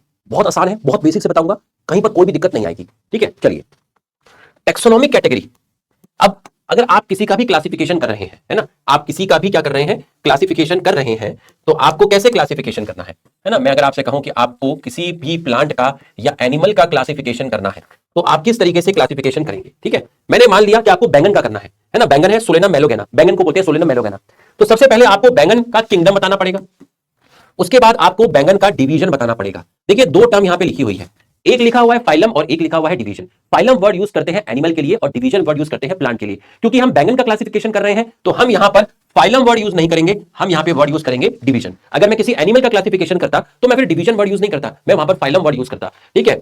उसके बाद आपको बैंगन की क्लास बतानी है, बैंगन का ऑर्डर बताना है, उसकी फैमिली बतानी है, उसका जीनस बताना है और उसका नाम बताना है। तो ये जो लिखी है ना 1 2 3 4 5 6 7, इनको बोलते हैं कैटेगरी, ठीक है। तो रियल कैटेगरी कितनी है, जो आप बोलते हैं real category, obligate category, obligate मतलब यहां पर वर्ड है रियल कैटेगरी, तो रियल कैटेगरी आपकी कितनी होती है, 7 होती है। अब आपने सुना होगा सब फैमिली भी होता है, सब क्लास भी होता है, सब ऑर्डर भी होता है, बट ये जो सब फैमिली, सब क्लास, सब ऑर्डर, ये रियल कैटेगरी नहीं है ना, ये इंटरमीडिएट कैटेगरी है। रियल कैटेगरी आपकी होती है 7। अब बैंगन क्या है, बैंगन क्या है, बैंगन का किंगडम क्या होगा, प्लांटे। बैंगन क्या है, बैंगन एंजियोस्पर्म है। बैंगन आपका डाइकॉट है, ठीक है। बैंगन का ऑर्डर हो गया पॉलीमोनियल्स, बैंगन की फैमिली हो गई सोलेनेसी, बैंगन का जीनस हो गया सोलेनम और स्पीशीज हो गई सोलेनम मेलोगेना। ये बैंगन का साइंटिफिक नेम हो गया। ये जो लेफ्ट साइड में आपने लिखे ना kingdom, division, class, order, family, genus, species, इनको बोलते हैं कैटेगरी। ये जो राइट साइड में आपने लिखे ना, ये इनको मैंने बोल दिया है टेक्सॉन, इनको मैंने बोल दिया है टेक्सॉन। अभी मैं आपको कैटेगरी और टेक्सॉन में और बेहतरीन डिफरेंस बताऊंगा, तब तक आप ये याद रखना, जो चीजें लेफ्ट साइड में लिखी गई इनको मैंने कैटेगरी बोल दिया, जो चीजें राइट साइड में लिखी गई इनको मैंने टेक्सॉन बोल दिया। अब ये वाला क्वेश्चन आप कीजिए, ये वाला question, the correct sequence of taxonomic category, division के बाद क्लास, क्लास के बाद फैमिली, फैमिली के बाद ऑर्डर, ये गलत हो गया। डिवीजन के बाद क्लास, क्लास के बाद ऑर्डर, ऑर्डर के बाद फैमिली। एक और चीज होती है जो मेंशन नहीं है एनसीईआरटी में, जिसको आप बोलते हैं ट्राइब। तो आप बस इसको नाम याद रखना, नीट में आने के चांसेस बहुत कम है क्योंकि ये है नहीं किताब में, ठीक है। ट्राइब किसके बीच में आता है, ट्राइब फैमिली और जीनस के बीच में आपका आता है, ठीक। तो ये आपका सही हो गया, ठीक है, ये आपका गलत हो गया, ये आपका गलत हो गया। डिवीजन, देन आपका क्लास, देन आपका ऑर्डर, ठीक है, देख सकते हैं आप, ठीक है। Division, class, order, family, family और जीनस के बीच में आता है ट्राइब, एंड देन आपका स्पीशीज। तो आपका आंसर जाएगा ऑप्शन बी। तो बच्चों लेफ्ट साइड में जो लिखी है ये कैटेगरी है, राइट साइड में जो आपने लिखा है ये है टेक्सॉन। अब देखिए रियल कैटेगरी कितनी हो गई, 7। तो अगर आपको क्लासिफिकेशन करना है तो क्लासिफिकेशन में कोई एक स्टेप थोड़ी ना है। क्लासिफिकेशन का मतलब ये थोड़ी ना है कि आप बैंगन का सिर्फ ऑर्डर बताओ और भाग जाओ, आप बैंगन की सिर्फ फैमिली बताओ आप भाग जाओ, आप बैंगन का सिर्फ क्लास बताओ और आप भाग जाओ, नहीं, आपको बैंगन का सब कुछ बताना पड़ेगा। ये पूरा रिपोर्ट कार्ड है। तो क्लासिफिकेशन में कोई एक स्टेप नहीं है, क्लासिफिकेशन में 7 स्टेप्स है। तो क्लासिफिकेशन में एक स्टेप नहीं है, क्लासिफिकेशन में 7 स्टेप्स है। तो अगर आप किसी का क्लासिफिकेशन करोगे तो आपको पूरा बताना पड़ेगा, आपको पूरा बताना पड़ेगा कि उसका किंगडम क्या है, उसका डिवीजन क्या है, उसका क्लास क्या है, उसका ऑर्डर क्या है, उसका फैमिली क्या है, उसका जीनस क्या है, उसका स्पीशीज क्या है। तो क्लासिफिकेशन में सिर्फ कोई एक स्टेप नहीं है, 7 स्टेप्स हैं। और हर स्टेप किसको रिप्रेजेंट करता है, देखिए क्लासिफिकेशन रिप्रेजेंट मेनी स्टेप्स, और हर स्टेप किसको रिप्रेजेंट करता है, हर स्टेप रिप्रेजेंट करता है कैटेगरी को, हर स्टेप रिप्रेजेंट करता है किसको, कैटेगरी को। ये 7 कैटेगरी हो गई, हर स्टेप रिप्रेजेंट करता है कैटेगरी को। Ascending order of taxonomic category from species to kingdom is called taxonomic hierarchy. इसमें सबसे छोटी कैटेगरी जो होती है, सबसे छोटी कैटेगरी जो होती है वो स्पीशीज है, और सबसे बड़ी कैटेगरी जो होती है लार्जेस्ट, वो आपकी किंगडम है। तो स्पीशीज से किंगडम की तरफ जाओगे तो ऑर्डर कैसा हुआ, ऑर्डर हुआ असेंडिंग, छोटे से बड़े की तरफ गए तो ऑर्डर कैसा हुआ, असेंडिंग। तो आप स्पीशीज से किंगडम की तरफ गए तो कैटेगरीज का arrangement from species to kingdom, categories का arrangement from species to kingdom मतलब किस ऑर्डर में, असेंडिंग ऑर्डर में। इसको बोलते हैं टेक्सोनॉमिक हायरार्की। इसको बोलते हैं टेक्सोनोमिक हायरार्की। ओके ठीक, ये क्वेश्चन अभी हम करेंगे क्योंकि हमने बायोलॉजिकल स्पीशीज वाला कॉन्सेप्ट अभी पढ़ा नहीं है ना, तो इस क्वेश्चन को वेट करिए आप, थोड़ी देर में हम इस क्वेश्चन को करेंगे, ठीक है, क्योंकि अभी आपने ये वाली चीज नहीं पढ़ी है, ठीक है, तो इस क्वेश्चन को हम लोग अभी करेंगे। अब आप जरा यहां पर देखिए, आपको कैसे पता चलेगा कि कौन फैमिली है कौन ऑर्डर है, आपको कैसे पता चलेगा?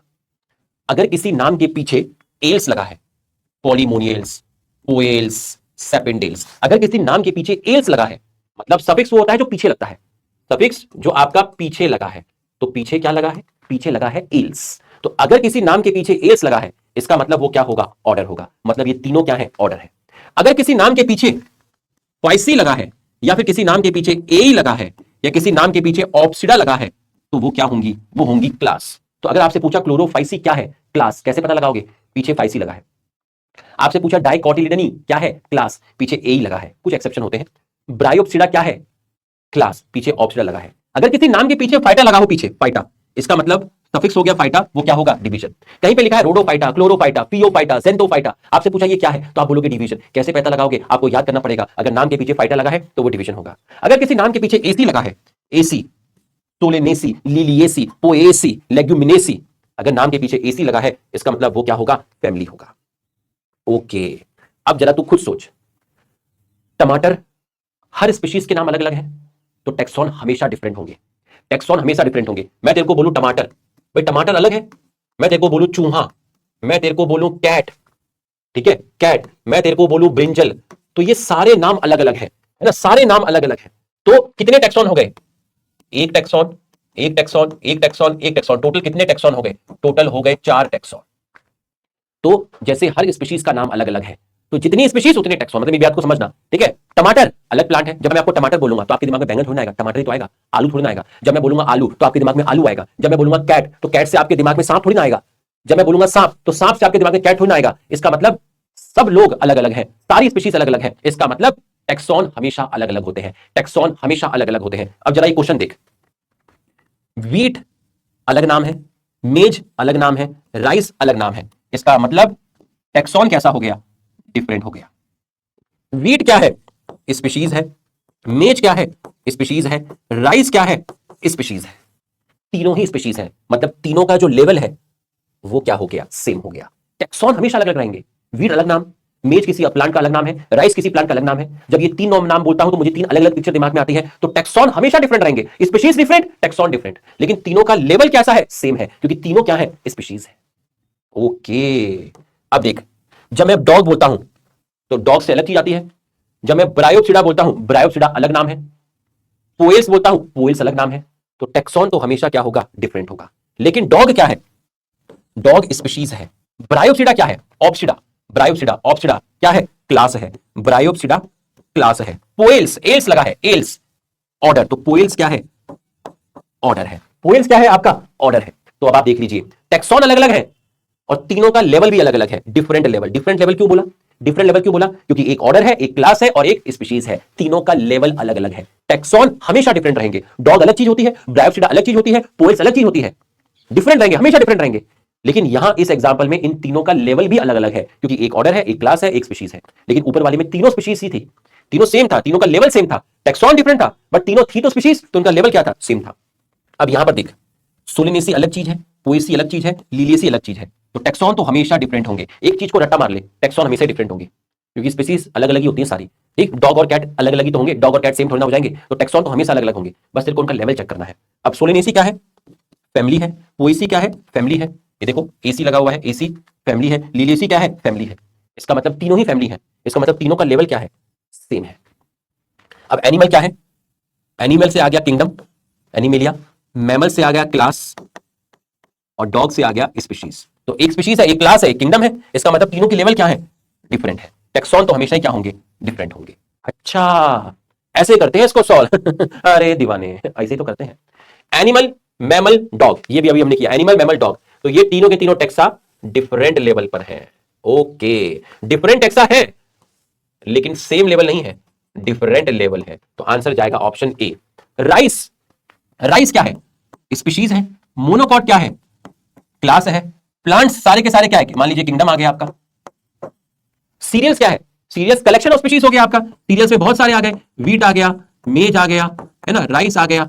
राइस में तो एक ही स्पीशीज आई, राइस, मतलब राइस, अकेला राइस आया। सीरियल्स में तो व्हीट भी आ गए, वेज भी आ गए, राइस भी आ गए, काफी सारी स्पीशीज आ गई। मोनोकॉट क्लास हो गया, प्लांट किंगडम हो गया। तो टेक्सा तो हमेशा डिफरेंट होंगे, टेक्सा तो हमेशा डिफरेंट होंगे। और इन सबका लेवल भी क्या है, इन सबका लेवल भी डिफरेंट है। कोई स्पीशीज है, किसी के अंदर काफी सारी स्पीशीज है, कोई क्लास है, कोई आपका क्या है, किंगडम है। All given are suffix use for category class, सबका सब हम क्लास के लिए यूज करते हैं। किसको छोड़ के देख लीजिए, ऑप्सिडा फाइसी ए क्लास के लिए यूज किया, फाइटा किसके लिए वर्ड यूज किया, फाइटा वर्ड यूज किया डिवीजन के लिए। तो आंसर जाएगा option A.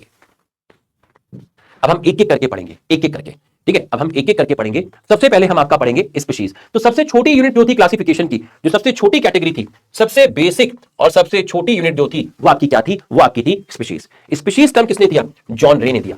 Biological concept of species किसने दिया, अर्नेस्ट मेयर ने दिया। अब बायोलॉजिकल कॉन्सेप्ट ऑफ स्पीशीज क्या था, जो इंडिविजुअल्स आपस में रिप्रोडक्शन कर सकते हैं वो सब एक ही स्पीशीज के कहलाएंगे। मान लीजिए यहां बहुत सारे डॉग बैठे हैं, तो सारे डॉग आपस में रिप्रोडक्शन कर सकते हैं, इसका मतलब डॉग एक स्पीशीज हुई। यहां बहुत सारे कैट बैठे हैं, तो सारे कैट आपस में रिप्रोडक्शन कर सकते हैं, इसका मतलब वो एक स्पीशीज हुई। लेकिन डॉग और कैट आपस में रिप्रोडक्शन नहीं कर सकते, मतलब एक स्पीशीज दूसरे स्पीशीज के साथ रिप्रोडक्शन नहीं कर सकती। एक ही स्पीशीज के लोग आपस में रिप्रोडक्शन कर सकते हैं, डॉग लोग आपस में रिप्रोडक्शन कर सकते हैं, कैट लोग आपस में रिप्रोडक्शन कर सकते हैं, बट डॉग और कैट साथ में रिप्रोडक्शन नहीं कर सकते। तो ऐसे इंडिविजुअल्स जो आपस में रिप्रोडक्शन कर सकते हैं वो सब एक ही स्पीशीज के कहलाएंगे, बट एक स्पीशीज दूसरे स्पीशीज के साथ रिप्रोडक्शन के बेसिस पे अलग अलग होती है। रिप्रोडक्टिवली आइसोलेटेड का मतलब क्या है, इंडिविजुअल्स जो इंटरब्रीड कर सके, इंटरब्रीड का मतलब है जो रिप्रोडक्शन कर सके, ठीक है, जिनके अंदर फंडामेंटल सिमिलरिटी हो। भाई सारे ह्यूमन में नाक कान मुंह सब सिमिलरिटी है, सारे डॉग एक जैसे दिखते हैं, सारे भालू एक जैसे दिखते हैं, सारे शेर एक जैसे दिखते हैं, तो फंडामेंटल सिमिलरिटी तो है ही, आपस में इंटरब्रीड कर रहे हैं, इंटरब्रीड मतलब रिप्रोडक्शन कर रहे हैं, बट रिप्रोडक्शन के बेसिस पर आइसोलेटेड है। किसके साथ, दूसरी स्पीशीज के साथ। इसका मतलब क्या हुआ, इसका मतलब दूसरी स्पीशीज के साथ रिप्रोडक्शन नहीं कर सकते, डॉग कैट के साथ रिप्रोडक्शन नहीं कर सकता, ठीक है। Two species can said to be reproductive isolated, दो स्पीशीज आपस में रिप्रोडक्शन नहीं कर सकती। कब, दो स्पीशीज रिप्रोडक्शन के बेसिस पे अलग अलग है। इसका मतलब क्या है, भाई दो स्पीशीज ले ली, एक ले ली मैंने डॉग और एक मैंने ले ली कैट, इनके बीच में रिप्रोडक्शन नहीं हो सकता, इसका मतलब दे आर नॉट इंटरफर्टाइल, ये आपस में रिप्रोडक्शन नहीं कर सकती।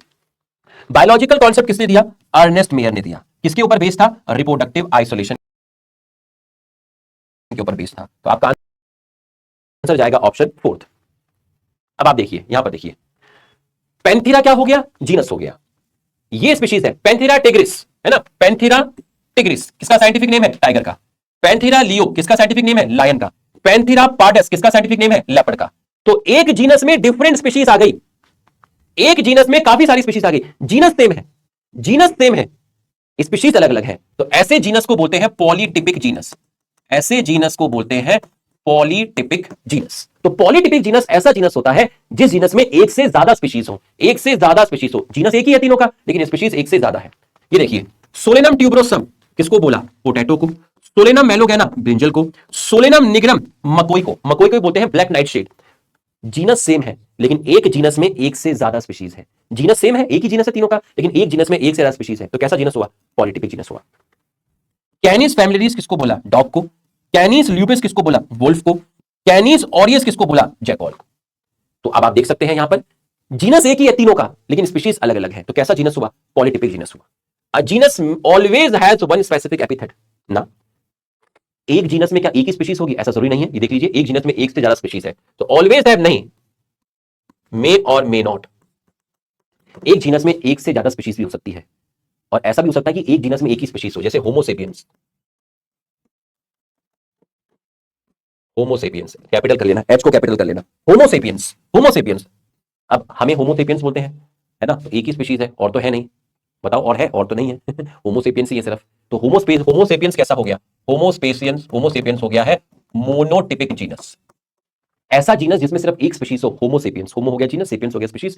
ऐसा जीनस जिसमें एक ही स्पीशीज हो, सिर्फ मोनोटिपिक जीनस। ऐसा जीनस जिसमें एक से ज्यादा स्पीशीज हो, पॉलीटिपिक जीनस। तो भैया एक जीनस में एक स्पीशीज भी हो सकती है और एक जीनस में एक से ज्यादा स्पीशीज भी हो सकती है, ठीक। Always has multiple specific epithet, ऐसा जरूरी नहीं है कि हमेशा एक जीनस में बहुत सारी स्पीशीज हो, ऐसा भी जरूरी नहीं है। ऑलवेज वर्ड गलत हो गया, ऑलवेज वर्ड गलत हो गया। एक जीनस में हमेशा बहुत सारी स्पीशीज हो, ऐसा जरूरी नहीं है। ये देख लीजिए, होमोसेपियंस एक ही स्पीशीज है। may have one or more than one specific epithet represent different organism, ये सही है। यहां क्या गलत है, सेम ऑर्गेनिज्म गलत लिख दिया, सेम ऑर्गेनिज्म। अगर यहां पैंथेरा है जिसमें काफी सारे स्पीसीज है, तो भाई ये तीनों के तीनों सेम ऑर्गेनिज्म थोड़ी ना है, ये तीनों के तीनों तो अलग अलग ऑर्गेनिज्म है ना। अगर एक जीनस में एक से ज्यादा स्पेसिफिक एपिथेट आ रहे हैं, तो ये तीनों के तीनों सेम ऑर्गेनिज्म थोड़ी ना है। टाइगर अलग चीज होती है, लायन अलग चीज होती है, लेपर्ड अलग चीज होती है। इसलिए यहां पर आंसर गया डिफरेंट ऑर्गेनिज्म। ये सेम ऑर्गेनिज्म था, ये आपका गलत हो गया। पोटैटो, आलू और बैंगन का जीनस है आपका सोलिनम। सेम जीनस में क्यों है, दो स्पीशीज अलग अलग, आलू अलग चीज है, बैंगन अलग चीज है, लेकिन फिर भी सेम जीनस में क्यों है? सेम जीनस में है, इसका मतलब इनके बीच में क्या होगी? इनके बीच में क्या होगी? They are a group of related species.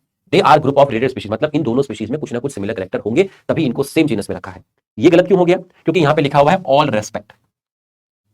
All respect का मतलब क्या हुआ? ऑल रेस्पेक्ट का मतलब ये हुआ कि आलू बैंगन के सारे कैरेक्टर सेम है। अगर आलू बैंगन के सारे कैरेक्टर सेम होते तो फिर आलू बैंगन अलग अलग क्यों होते? एक ही होता है ना, आलू को बैंगन बोल देते, बैंगन को आलू बोल देते। इनके बीच में सिमिलरिटी है, लेकिन हर जगह पे सिमिलरिटी थोड़ा है, सारे कैरेक्टर में सिमिलरिटी थोड़ा है, कुछ इनके बीच में सिमिलरिटी है, इसलिए उनको उठा के सेम जीनस में रखा है।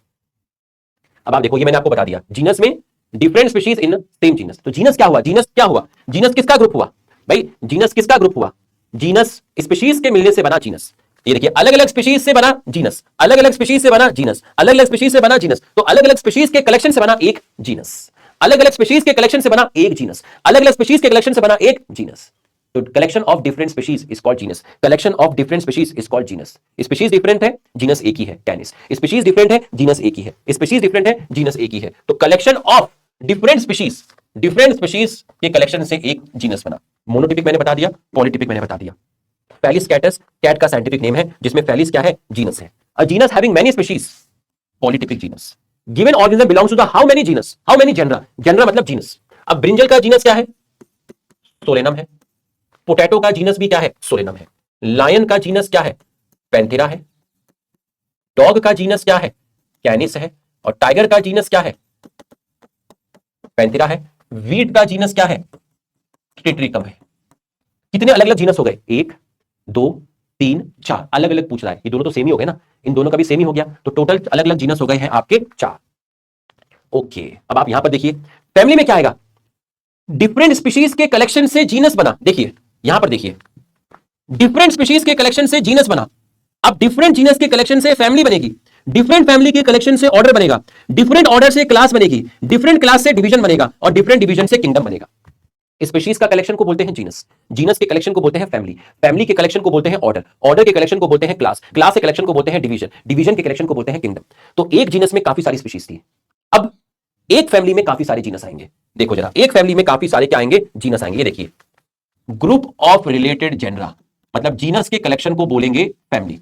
फेलिस एक जीनस, पैंथेरा एक जीनस, तो फेलिस और पैंथेरा दो अलग अलग जीनस। ठीक है, तो ये आपके दो अलग अलग जीनस है, ये आपके दो अलग अलग जीनस है, दो अलग अलग जीनस है। तो collection of different genus, collection of different genus से बनी आपकी सेम फैमिली।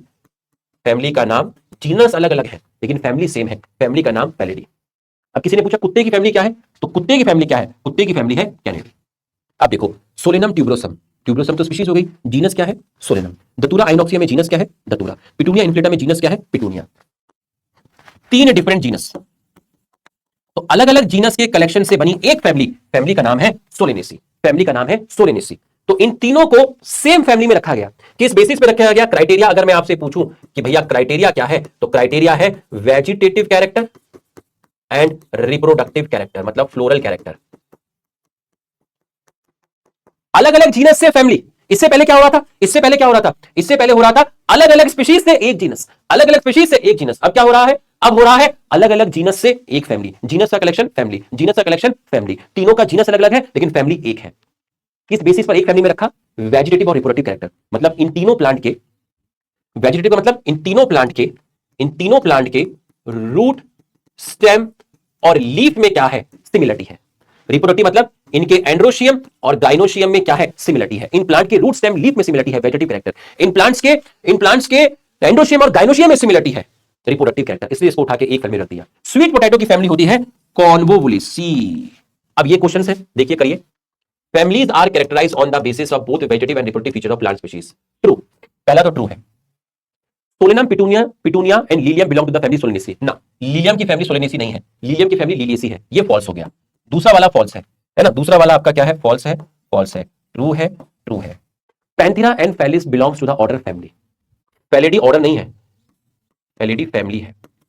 ये लो, ये गलत हो गया, false. Dog belong to the family Canidae, dog की फैमिली जो है वो कैनिडी है। ये आपका ट्रू है, आंसर जाएगा option 4। 3 different genera, Solanum, Petunia, Datura, तीनों को उठा के रखा है एक फैमिली में जिसका नाम है सोलेनेसी। कैट की फैमिली पैलिडी और डॉग की फैमिली कैनिडी। फोर्थ। ऑर्डर, अब बताओ ऑर्डर क्या होगा? फैमिली के कलेक्शन को क्या बोलेंगे? फैमिली के कलेक्शन को बोलेंगे ऑर्डर। अब देखो, स्पीशीज के कलेक्शन को जीनस, जीनस के कलेक्शन को फैमिली, फैमिली के कलेक्शन को क्या बोलेंगे? ऑर्डर। अब आप देखो, फैमिली के कलेक्शन को आपने बोला है ऑर्डर, है ना? फैमिली के कलेक्शन को आपने क्या बोला है? ऑर्डर। अब आप देखिए, group of related family, Solanaceae अलग फैमिली है, कॉन्वोवुलेसी अलग फैमिली है। सोलेनेसी टमाटर पोटैटो की फैमिली थी, ब्रिंजल की फैमिली थी, कॉन्वोवुलेसी स्वीट पोटैटो की फैमिली थी। दोनों फैमिली आपकी अलग अलग है, दोनों फैमिली आपकी अलग अलग है, लेकिन दोनों फैमिली को फ्लोरल कैरेक्टर के बेसिस पर एक ही ऑर्डर में रख दिया है। ऑर्डर का नाम है पॉलीमोनियल। अब कुत्ते की फैमिली अलग थी, कैनिडी थी, कैट की फैमिली अलग थी, फैलिडी थी। दो अलग अलग फैमिली है। यहां पर देख लीजिए, यहां पर भी दो अलग अलग फैमिली है, यहां पर भी दो अलग अलग फैमिली है, लेकिन उठाकर एक ऑर्डर में रख दिया। ऑर्डर का नाम है कार्निवोरा। किसके बेसिस पे रख दिया? कैनिन टीथ के बेसिस पे रख दिया। मैंगो का ऑर्डर है sapindales. Dash is the assemble of family which exhibit few similar character. अब बताओ फैमिली के ऊपर क्या आएगा? फैमिली के ऊपर क्या आएगा? कीप पॉट क्लीन और फैमिली गेट सिक। अरे दीवाने, इधर देखना क्या दिखता है? कीप पॉट क्लीन और फैमिली गेट सिक। तो अब आप बताइए, असेंबल ऑफ फैमिली, फैमिली के कलेक्शन से क्या बनेगा? फैमिली के कलेक्शन से बनेगा आपका ऑर्डर। ओके, बायनोमियल नोमेनक्लेचर किसने दिया था? लीनियस ने दिया था। तो ए का जाएगा 1, ए का क्या जाएगा? ए का 1, ए का 1। ठीक है। जेनरिक नेम, पैंथेरा क्या है? Generic name. बी का जाएगा थर्ड, बी का जाएगा थर्ड। फैमिली मस्केडी, मस्केडी हाउस फ्लाई की फैमिली, हाउस फ्लाई की फैमिली है मस्केडी, हाउस फ्लाई की फैमिली है मस्केडी। तो सी का गया है 2। सिस्टम ऑफ नेचर लीनियस ने किताब लिखी थी, तो डी का गया है आपका 1। ऑप्शन जाएगा सेकंड, ऑप्शन जाएगा आपका सेकंड। ठीक है, आगे बढ़ते हैं। क्लास, अब क्लास क्या होगा? क्लास ऑर्डर का कलेक्शन होगा। क्लास क्या होगा? क्लास आपका ऑर्डर का कलेक्शन होगा। ये देखिए, ऑर्डर के ऊपर क्या है? क्लास। ऑर्डर के कलेक्शन को क्या बोलेंगे? ऑर्डर के कलेक्शन को आप बोलेंगे class. Group of related order, group of related order. Polemoniales order है, सेपिंडेल्स ऑर्डर है। सेपिंडेल्स किसका ऑर्डर था? मैंगो का ऑर्डर था। पॉलीमोनियल्स किसका ऑर्डर था? पॉलीमोनियल्स में सोलेनेसी फैमिली थी, है ना? टमाटर, आलू, इनका ऑर्डर कौन था? पॉलीमोनियल्स था। और दोनों को उठाकर एक क्लास में रखा। क्लास का नाम क्या है? डाइकोटिलिडनी। रोडेंशिया किसका ऑर्डर है? रैट का। कार्निवोरा किसका ऑर्डर था? कार्निवोरा किसका? कैट और डॉग का ऑर्डर था, कैट और डॉग का। प्रीमेटा हमारा, जिसमें आ गया मंकी, गोरिल्ला, गिबन। 3 अलग अलग ऑर्डर है, 3 डिफरेंट ऑर्डर, 3 अलग अलग ऑर्डर है, और इनको उठा के रख दिया है सेम क्लास में, और क्लास का नाम है Mammalia. Hair on skin, hair on skin. ठीक है, किस बेसिस पे रखा गया? हेयर ऑन स्किन, या फिर आप बोलेंगे मेमरी ग्लैंड। मेमरी ग्लैंड और स्किन के ऊपर हेयर मिलना, ये क्या हो गए? ये क्राइटेरिया हो गया। इस बेसिस पे इन तीनों को सेम क्लास में रख दिया, Mammalia. Which of the following is correct? Convolvulaceae and Solanaceae belongs to the order Polymoniales. The family Carnivora, Carnivora family नहीं है, गलत हो गया। Taxonomic category are merely morphological aggregate. इसका मतलब क्या है? Taxonomic category are not merely morphological aggregate, but these are NCERT की line, these are biological entities. इसका मतलब क्या है? इसका मतलब यह है कि आप ऑर्गेनिज्म के जब आप ऑर्गेनिज्म का क्लासिफिकेशन करते हैं, आप 10 प्लांट ले लीजिए, आप 10 प्लांट का अगर क्लासिफिकेशन कर रहे हैं, 10 क्या, चलो 5 ले लीजिए। आप जब इन 5 प्लांट का क्लासिफिकेशन कर रहे हैं, है ना, आप इन 5 प्लांट का क्या कर रहे हैं? आप इन 5 प्लांट का क्लासिफिकेशन कर रहे हैं, तो क्लासिफिकेशन का क्राइटेरिया सिर्फ मॉर्फोलॉजिकल सिमिलरिटी नहीं होगा कि आप इन प्लांट में देखोगे कि इन प्लांट में वेरिएशन सेम है, लीफ का अरेंजमेंट सेम है, मतलब जो कैरेक्टर आपको बाहर से दिख रहे हैं, मतलब आप क्लासिफिकेशन सिर्फ मॉर्फोलॉजिकल सिमिलरिटी के बेसिस पे नहीं करते कि भैया ये सब सेम लग रहे हैं देखने में, तो इनको एक ही फैमिली में रख दो। नहीं, क्लासिफिकेशन सिर्फ मॉर्फोलॉजिकल सिमिलरिटी के बेसिस पे नहीं किया जाता कि 10 ऑर्गेनिज्म देखने में बाहर से जैसे लगते हैं तो आप इनको उठा के एक ही जगह पे रख दो, एक ही फैमिली में, एक ही क्लास में रख दो। नहीं, इनके बीच में क्या पैटर्न है, इनके बीच में क्या रिलेशनशिप है, इनके बीच में क्या इवोल्यूशनरी पैटर्न है, इनके एंसेस्टर क्या है, ये सब भी देखा जाता है। तो टैक्सोनॉमिक कैटेगरी बायोलॉजिकल एंटाइटीज है, ये सिर्फ मॉर्फोलॉजिकल एग्रीगेट्स नहीं है। आपने जो क्लासिफिकेशन किया वो सिर्फ मॉर्फोलॉजिकल सिमिलरिटी के बेसिस पे नहीं किया, बल्कि इनके इवोल्यूशन पैटर्न के बेस पे, इनके एंसेस्टर के बेस पे किया। तो आपने जो क्लासिफिकेशन किया, not only on basis of external similarity, external या फिर मॉर्फोलॉजिकल सिमिलरिटी, बट आपने इनके एंसेस्टर भी स्टडी किए, आपने इनके इवोल्यूशन भी स्टडी किया। तो taxonomic category are not morphological aggregate but these are biological entities. तो ये गलत हो गया, यहां पर आर के बाद नॉट आना चाहिए था, है ना। तो सही स्टेटमेंट क्या है? सही स्टेटमेंट है कि taxonomic category are not morphological aggregate but these are biological entities. इसका मतलब ये है कि आप जब क्लासिफिकेशन करते हैं तो सिर्फ उन प्लांट्स के, उन ऑर्गेनिज्म के बाहर के कैरेक्टर मत देखिए कि देखने में सारे ऑर्गेनिज्म एक जैसे लग रहे हैं, इनको उठाकर एक फैमिली में रख दे। नहीं, ऐसा नहीं होता है। आपको बेसिक्स उनकी स्टडी करनी पड़ेगी, उनका इवोल्यूशन पैटर्न स्टडी करना पड़ेगा, इनके एंसेस्टर स्टडी करने पड़ेंगे। ओनली 7 कैटेगरी पॉसिबल, 7 नहीं, सब कैटेगरी वगैरह भी होती है। तो कॉन्वोवुलेसी एंड सोलेनेसी, है ना, convolvulaceae and solanaceae belongs to the order polemoniales. ये देखिए, ऑर्डर पॉलीमोनियल्स, ये आपका चला जाएगा। ठीक, taxonomy category which come lower to the rank of class. Class के बाद क्या क्या आता है? Order, family, genus, species. Class के बाद आता है order, family, genus, species.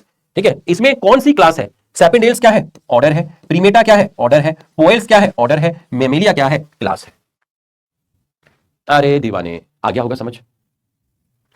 Phylum, अब फाइलम में क्या आएगा? फाइलम, फाइलम किसके लिए वर्ड यूज करते हैं? फाइलम वर्ड यूज करते हैं एनिमल के लिए, और फाइलम की जगह डिवीजन वर्ड यूज करते हैं किसके लिए? प्लांट के लिए।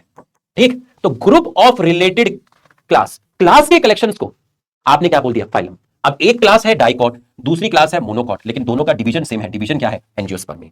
ऐसे ही एम्फीबियन, रेप्टाइल, मैमल्स, बर्ड्स, ये सब किस फाइलम में जाएंगे? ये जाएंगे किस फाइलम में जाएंगे? ये जाएंगे कॉर्डेटा में। किसके बेसिस पर? Notochord and dorsal neural system. Dorsal hollow neural system, ये जूलॉजी में पढ़ाया जाता है। अब आप देखिए जरा ध्यान से, ठीक है, ध्यान से देखिएगा। Gorilla, chimpanzee, monkey and human belongs to the same, ये सब के सब किस में आते हैं? सेम ऑर्डर में आते हैं, प्रीमेटा। सेम ऑर्डर में आते हैं, किसमें जाएंगे? प्रीमेटा के अंदर। Which of the following animal is correctly match with its particular name taxonomic category? House fly, Musca and order. Musca order नहीं है, मस्का क्या है? जीनस है। टाइगर, टिग्रिस, ये सही है। ठीक है, इसको स्मॉल कर देना। कटल फिश, मोलस्का, मोलस्का आपका क्लास नहीं है। ठीक है, मोलस्का आपका फाइलम है। ठीक है, हाँ नहीं, मोलस्का आपकी क्लास, मोलस्का तो आपका क्या है ना? मोलस्का तो आपका जीनस हो गया है ना? मोलस्का तो आपका क्या हो गया है? जीनस हो गया है, स्पीशीज हो गई है आपकी। ठीक है, तो ये आपका गलत हो गया। मोलस्का आपका क्लास थोड़ी ना हुआ है, ये आपका गलत हो गया, ये आपका गलत हो गया। ह्यूमन प्रीमेटा है, बट प्रीमेटा फैमिली नहीं है। प्रीमेटा क्या है? आपका ऑर्डर है। ठीक है, आपका क्या है? ऑर्डर है। चलिए, तो ये आपका हो गया है। ठीक है, गोरिल ये वाला आपका हो गया है। फैमिली, फैमिली क्या है? मस्कीडी क्या है? फैमिली है। ऑर्डर क्या है? डिप्टेरा है। क्लास क्या है? क्लास इंसेक्टा है। और फाइलम क्या है? आर्थ्रोपोडा है। ठीक है, ये आपका यहां पर हो गया है। तो ये आपको अच्छी तरीके से समझ में आ गया होगा। और उसके बाद है आपका किंगडम, उसके बाद है आपका किंगडम। अब प्लांटे है ना, प्लांटे, ए और लगा देना। प्लांटे में सेल वॉल प्रेजेंट है, एनिमेलिया में सेल वॉल एब्सेंट है। तो दो किंगडम बन गए, प्लांटे और एनिमेलिया। अब मेरी बात को ध्यान समझना, एक ऐसी चीज जो बच्चों को कंफ्यूज करती है, ध्यान समझिएगा। फैमिली क्या है? कैटेगरी। स्पीशीज क्या है? कैटेगरी। मैंने आपसे कहा था जो लेफ्ट साइड में लिखे हुए हैं वो आपकी कैटेगरी है, जो आपके कहां लिखे हुए हैं? लेफ्ट साइड में लिखे हुए हैं, वो आपके क्या है? कैटेगरी है। तो फैमिली, स्पीशीज आपके लेफ्ट साइड में है, ये आपकी क्या है? कैटेगरी है। अब फैमिली में मैंने लिख दिया सोलेनेसी। सोलेनेसी क्या है? टैक्सॉन। स्पीशीज मैंने लिख दिया पोटैटो, दूसरी स्पीशीज मैंने लिख दिया टोमेटो। पोटैटो की फैमिली सोलेनेसी, टोमेटो की फैमिली सोलेनेसी। पोटैटो क्या है? टैक्सॉन। टोमेटो क्या है? टैक्सॉन। भाई अलग अलग नाम है, टैक्सॉन होंगे। Potato taxon, tomato taxon, Solanaceae taxon. ठीक है, अब आप देख, स्पीशीज क्या है? Category. A category can have more than one taxon. True. एक कैटेगरी में एक से ज्यादा टैक्सॉन हो सकते हैं। भाई कैटेगरी क्या हुई? स्पीशीज। अब आप देखो, सोलिनेसी क्या है? सोलिनेसी भी कैटेगरी है। सोलिनेसी क्या है? भाई देखिए, लेफ्ट में जो लिखा है वो कैटेगरी है, स्पीशीज कैटेगरी। स्पीशीज मैंने लिख दी पोटैटो और टोमेटो। इन दोनों की फैमिली क्या है? सोलिनेसी। तो सोलिनेसी क्या हो गया? टैक्सॉन। और सोलिनेसी है क्या? फैमिली। तो वन कैटेगरी रिप्रेजेंट, तो कैटेगरी किसको रिप्रेजेंट करती है? कैटेगरी टैक्सॉन को रिप्रेजेंट करती है। Category represent taxon, category taxon को रिप्रेजेंट करती है। कैटेगरी टैक्सॉन को रिप्रेजेंट करती है। ओके, और एक कैटेगरी में एक से ज्यादा टैक्सॉन हो सकते हैं। अब आप देखो, potato and tomato, potato and tomato दो डिफरेंट टैक्सॉन है, अलग अलग टैक्सॉन है। ठीक है, अलग अलग टैक्सॉन है। ठीक है, लेकिन इनकी जो फैमिली है वो तो सेम ही है ना। फैमिली क्या है? सोलिनेसी है। तो एक कैटेगरी में एक से ज्यादा टैक्सॉन हो सकते हैं, एक कैटेगरी में एक से ज्यादा टैक्सॉन हो सकते हैं। अब आप देखिए, पोटैटो एंड टोमेटो दोनों डिफरेंट टैक्सॉन है, लेकिन दोनों का सेम लेवल है, क्योंकि दोनों के दोनों क्या है? दोनों के दोनों स्पीशीज है। सोलिनेसी अलग टैक्सॉन है, बट ये हायर रैंक पर है, ये लोअर टैक्सॉन है। ये दोनों कैसे हैं? लोअर टैक्सॉन है, मतलब इनका रैंक नीचे है, इनका रैंक नीचे है। स्पीशीज नीचे है, फैमिली ऊपर आती है, तो इसका रैंक ज्यादा है, ये हायर रैंक है, ये हायर टैक्सॉन है। अरे आया बात समझ में? अरे आया बात समझ में? फिर से देख, मैंने स्पीशीज लिख दी आपकी पोटैटो एंड टोमेटो। पोटैटो और टोमेटो अलग अलग टैक्सॉन हो गए। ठीक, ठीक है। अब मैंने फैमिली लिखी, पोटैटो की फैमिली क्या है? सोलिनेसी। अबे टमाटर की फैमिली भी तो सोलिनेसी है, टमाटर की फैमिली भी तो सोलिनेसी है। अच्छा, तो एक फैमिली में एक से ज्यादा टैक्सॉन हो सकते हैं, एक फैमिली में एक से ज्यादा टैक्सॉन हो सकते हैं। सोलिनेसी में अकेला पोटैटो थोड़ी ना है, सोलिनेसी में तो पोटैटो भी है, टोमेटो भी है, ब्रिंजल भी है, और भी है। तो एक कैटेगरी में एक से ज्यादा टैक्सॉन हो सकते हैं। ये है कैटेगरी और ये है टैक्सॉन। तो कैटेगरी किसको रिप्रेजेंट करती है? टैक्सॉन। इसलिए आम भाषा में लोग कैटेगरी को टैक्सॉन भी बोल देते हैं। कई जगह पर कैटेगरी और टैक्सॉन सिनोनियम वर्ड यूज कर दिए जाते हैं। कैटेगरी किसको रिप्रेजेंट कर रही है? टैक्सॉन। लेकिन ऐसा जरूरी नहीं है कि एक कैटेगरी में एक ही टेक्सॉन होगा, एक कैटेगरी में एक सारा टेक्सॉन हो सकते हैं। सोलिनेसी फैमिली है, उसके अंदर एक से ज्यादा टेक्सॉन है, पोटैटो भी है, टोमेटो भी है, तो स्पीशीज का जो रैंक है वो नीचे होता है। सोलिनेसी फैमिली है तो फैमिली कहां आती है, क्लासिफिकेशन में ऊपर आती है, तो फैमिली का जो रैंक है वो आपका ऊपर होता है। तो ये different taxon at same level, इनका टेक्सॉन डिफरेंट है, इसका टेक्सॉन डिफरेंट है। भाई दो अलग अलग स्पीशीज हैं तो दो अलग अलग टेक्सॉन हुए, ये फैमिली है अलग टेक्सॉन हुआ, लेकिन इसका लेवल हायर है क्योंकि ये फैमिली है, इनका लेवल लोअर है क्योंकि ये स्पीशीज है। ओके, ये क्वेश्चन आपका होमवर्क में रहेगा, तो ये आपको अच्छे से समझ में आ गया होगा। अब इस तरह के क्वेश्चंस कैसे करते हैं, है ना, मैक्सिमम सिमिलरिटी, इस तरह के क्वेश्चंस कैसे करते हैं, इसके लिए आप इसको समझिएगा, एक सेकंड रुकिएगा। अब बच्चों इस कॉन्सेप्ट को समझना, ये कॉन्सेप्ट बहुत कंफ्यूजन करता है बच्चों को। अब आप मेरी बात को ध्यान से समझिएगा। एक घर था जिसमें 5 लोग थे, कितने लोग थे, 5 लोग थे, एक घर था जिसमें 5 लोग थे। फिर क्या हुआ, उस जगह पर काफी सारे घर आ गए, काफी सारे घर आ गए, तो एक गांव बन गया। ओके, फिर क्या हुआ, बहुत सारे गांव आ गए, बहुत सारे गांव आ गए, तो एक शहर बन गया, सिटी। फिर क्या हुआ, बहुत सारे शहर आ गए, फिर क्या बन गया, स्टेट। फिर क्या हुआ, फिर बहुत सारे स्टेट आ गए, क्या बन गया, कंट्री बन गया। फिर बहुत सारे कंट्री आ गए, एक वर्ल्ड बन गया। अब आप मुझे बताओ, जब तक घर था सिर्फ 5 लोग थे, आपस में बैठते थे, बात करते थे, घुलते थे, मिलते थे, खाना खाते थे, एक दूसरे को बहुत अच्छी तरीके से जानते थे। मतलब यहां पर लोगों में सिमिलरिटी, सिमिलरिटी का मतलब है तालमेल, है ना, सिमिलरिटी, तालमेल, एक दूसरे के लिए जो रिस्पेक्ट थी वो क्या थी, ज्यादा थी। लोगों के बीच में यहां डिफरेंसेस कम थे, मन मुटाव कम थे, लड़ाई झगड़ा कम था, मन मुटाव कम थे, डिफरेंसेस कम थे, लोगों के बीच में समानताएं थी, सिमिलर कैरेक्टर ज्यादा थे, झगड़े नहीं होते थे, हर आदमी एक दूसरे की बात से सहमत हो जाता था, जो तू कर रहा है मैं भी वही करना चाहता हूं। सिमिलरिटी ज्यादा थी, सिमिलरिटी ज्यादा थी, तालमेल ज्यादा था। अब जैसे ही बहुत सारे घर आए तो विलेज बन गया। अब जब हम अपने गांव में रहते हैं तो हम आसपास के जो 1-2 घर होते हैं उन्हीं से तो ज्यादा बात करते हैं। अब गांव में ऐसे बहुत सारे घर हैं जहां हम कभी 1 महीने में जाएंगे, कहीं 2 महीने में जाएंगे, कई बार गांव का ऐसा कोना होता है जहां हम 6 महीने तक भी नहीं जाते। तो जब बहुत ज्यादा घर आएंगे तो लोग बढ़ेंगे, गांव बन गया, तो अब सिमिलरिटी लोगों में थोड़ी कम हो गई, डिफरेंसेस बढ़ने लगे, मन मुटाव बढ़ने लगा। अब बहुत सारे शहर आ गए तो एक स्टेट बन गया। भाई बहुत सारे घर से क्या बना, विलेज बना। अब बहुत सारे विलेज आ गए तो शहर बन गया। अब एक गांव, अब एक शहर है, मान लो देहरादून है, कितने गांव हैं, कौन किसको जानता है, किसी को भी नहीं जानता। तो जैसे जैसे आप शहर की तरफ, शहर से स्टेट की तरफ ऊपर जा रहे हो, जैसे जैसे आप नीचे से ऊपर जा रहे हो, सिमिलर कैरेक्टर कम हो रहे हैं, समानताएं कम हो रही हैं, लोगों के बीच में डिफरेंसेस बढ़ रहे हैं। जैसे जैसे आप स्पीशीज से किंगडम की तरफ जाते हो, सिमिलर कैरेक्टर, समानताएं क्या होती है, कम होती है। तो सबसे ज्यादा प्यार, सबसे ज्यादा प्यार, सबसे ज्यादा सिमिलर कैरेक्टर कहां मिलते हैं, सबसे ज्यादा सिमिलर कैरेक्टर स्पीशीज लेवल पे मिलते हैं।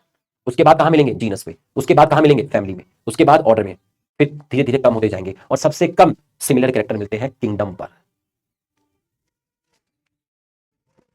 ये एक ही चीज लिख दी इन्होंने, यहां आएगा डिसिमिलर कैरेक्टर, डिसिमिलर कैरेक्टर। अब आप मुझे बताइए सबसे ज्यादा डिफरेंसेस कहां होंगे, यहां सबसे ज्यादा सिमिलरिटी होगी, यहां पर सबसे कम सिमिलरिटी होगी, लेस सिमिलरिटी, मतलब यहां कोई किसी को नहीं जानता, यहां सबसे ज्यादा डिफरेंसेस होंगे, यहां सबसे ज्यादा डिफरेंसेस होंगे। जहां सिमिलर कैरेक्टर सबसे कम है वहां पर डिसिमिलर कैरेक्टर सबसे ज्यादा है, जहां सिमिलर कैरेक्टर सबसे ज्यादा है वहां डिफरेंसेस सबसे कम है।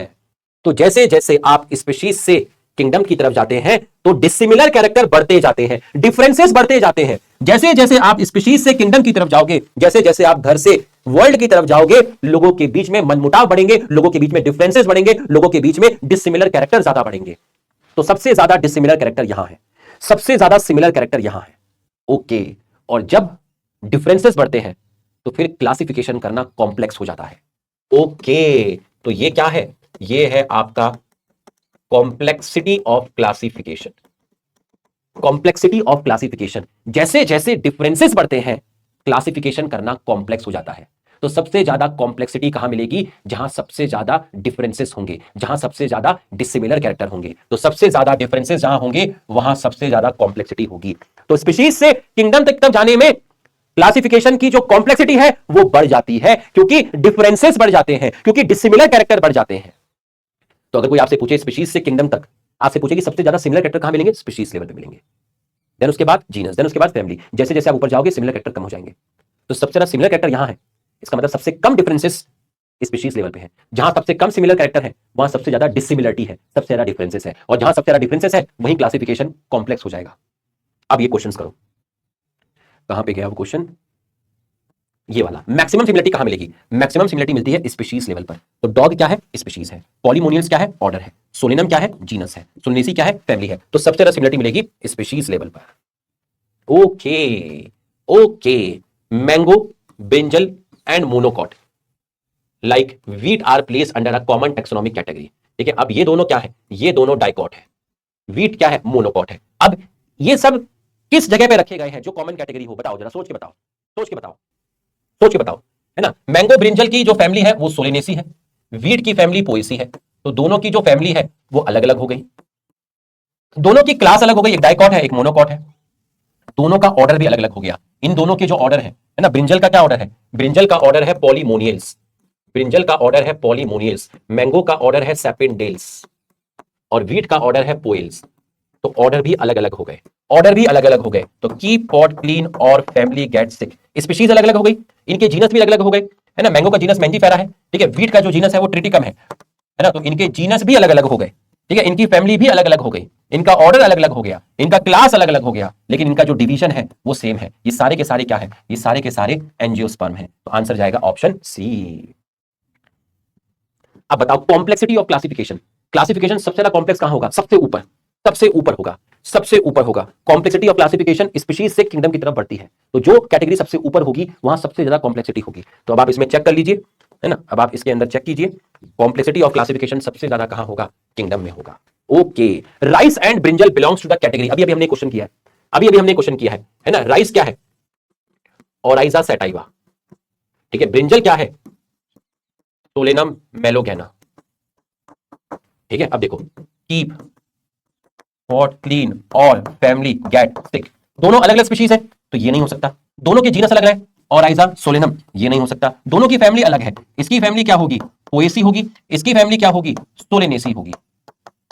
तो इसका मतलब फैमिली नहीं हो सकता। दोनों का ऑर्डर अलग है, इसका ऑर्डर क्या होगा, पोएल्स होगा, इसका ऑर्डर क्या होगा, इसका ऑर्डर होगा पॉलीमोनियल्स, इसका मतलब ऑर्डर नहीं हो सकता। दोनों की क्लास अलग है, ये क्या है, ये है मोनोकॉट और ये क्या है, डाइकॉट, ये नहीं हो सकता। लेकिन दोनों का डिवीजन सेम है, दोनों क्या है, एंजियोस्पर्म है।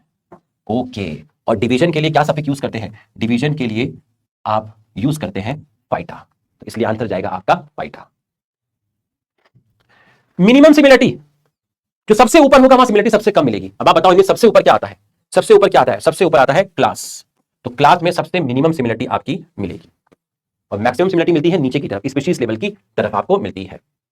तो टेक्सोनॉमिक कैटेगरी क्या है, टेक्सोनॉमिक कैटेगरी बताया था डिस्टिंक्ट बायोलॉजिकल एंटाइटीज है, अभी भी आपको बताया था मैंने, ठीक है, अभी अभी आपको मैंने बताया था, ठीक है, हाँ। तो अभी अभी आपको बताया, इन taxonomic hierarchy which of the following group of taxa will have less number of similarity, less number of similarity. ये क्या है, फैमिली है, ये क्या है, ऑर्डर है, ये क्या है, जीनस है, ये क्या है, स्पीशीज है। सबसे कम सिमिलरिटी कहां मिलेगी, जैसे जैसे आप स्पीशीज से किंगडम की तरफ जा रहे थे, डिफरेंसेस बढ़ रहे थे, सिमिलर कैरेक्टर कम हो रहे थे। तो आप बताइए इनमें जो सबसे ऊपर आएगा, इनमें सबसे ऊपर क्या आएगा, इनमें सबसे ऊपर आएगा आपका ऑर्डर, तो आपका आंसर जाएगा ऑर्डर। जो जितना ऊपर जाएगा सिमिलरिटी उतनी ही कम होती जाएगी। अभी मैंने आपको बताया था ना, यहां पर सबसे ज्यादा सिमिलरिटी मिलेगी स्पीशीज पे, जैसे जैसे आप ऊपर जाओगे सिमिलरिटी क्या हो जाएगी, कम हो जाएगी। तो उस क्वेश्चन में सबसे ऊपर क्या था, ऑर्डर था, उस क्वेश्चन में सबसे ऊपर आपका क्या था, ऑर्डर था। और ये टेबल है जो आपको याद करनी है, ये टेबल है जो आपको याद करनी है, ठीक। तो बच्चों ये आपका क्वालिटी के साथ आपका खत्म हुआ। तो लेक्चर कैसा लगा एक कमेंट करके जरूर बताइएगा, ठीक है, और जरूर बताइएगा। बहुत पावर पैक लेक्चर था, पूरी थ्योरी विद क्वेश्चंस आपको एक्सप्लेन की गई है और डिटेल था बेटा ये। Thank you.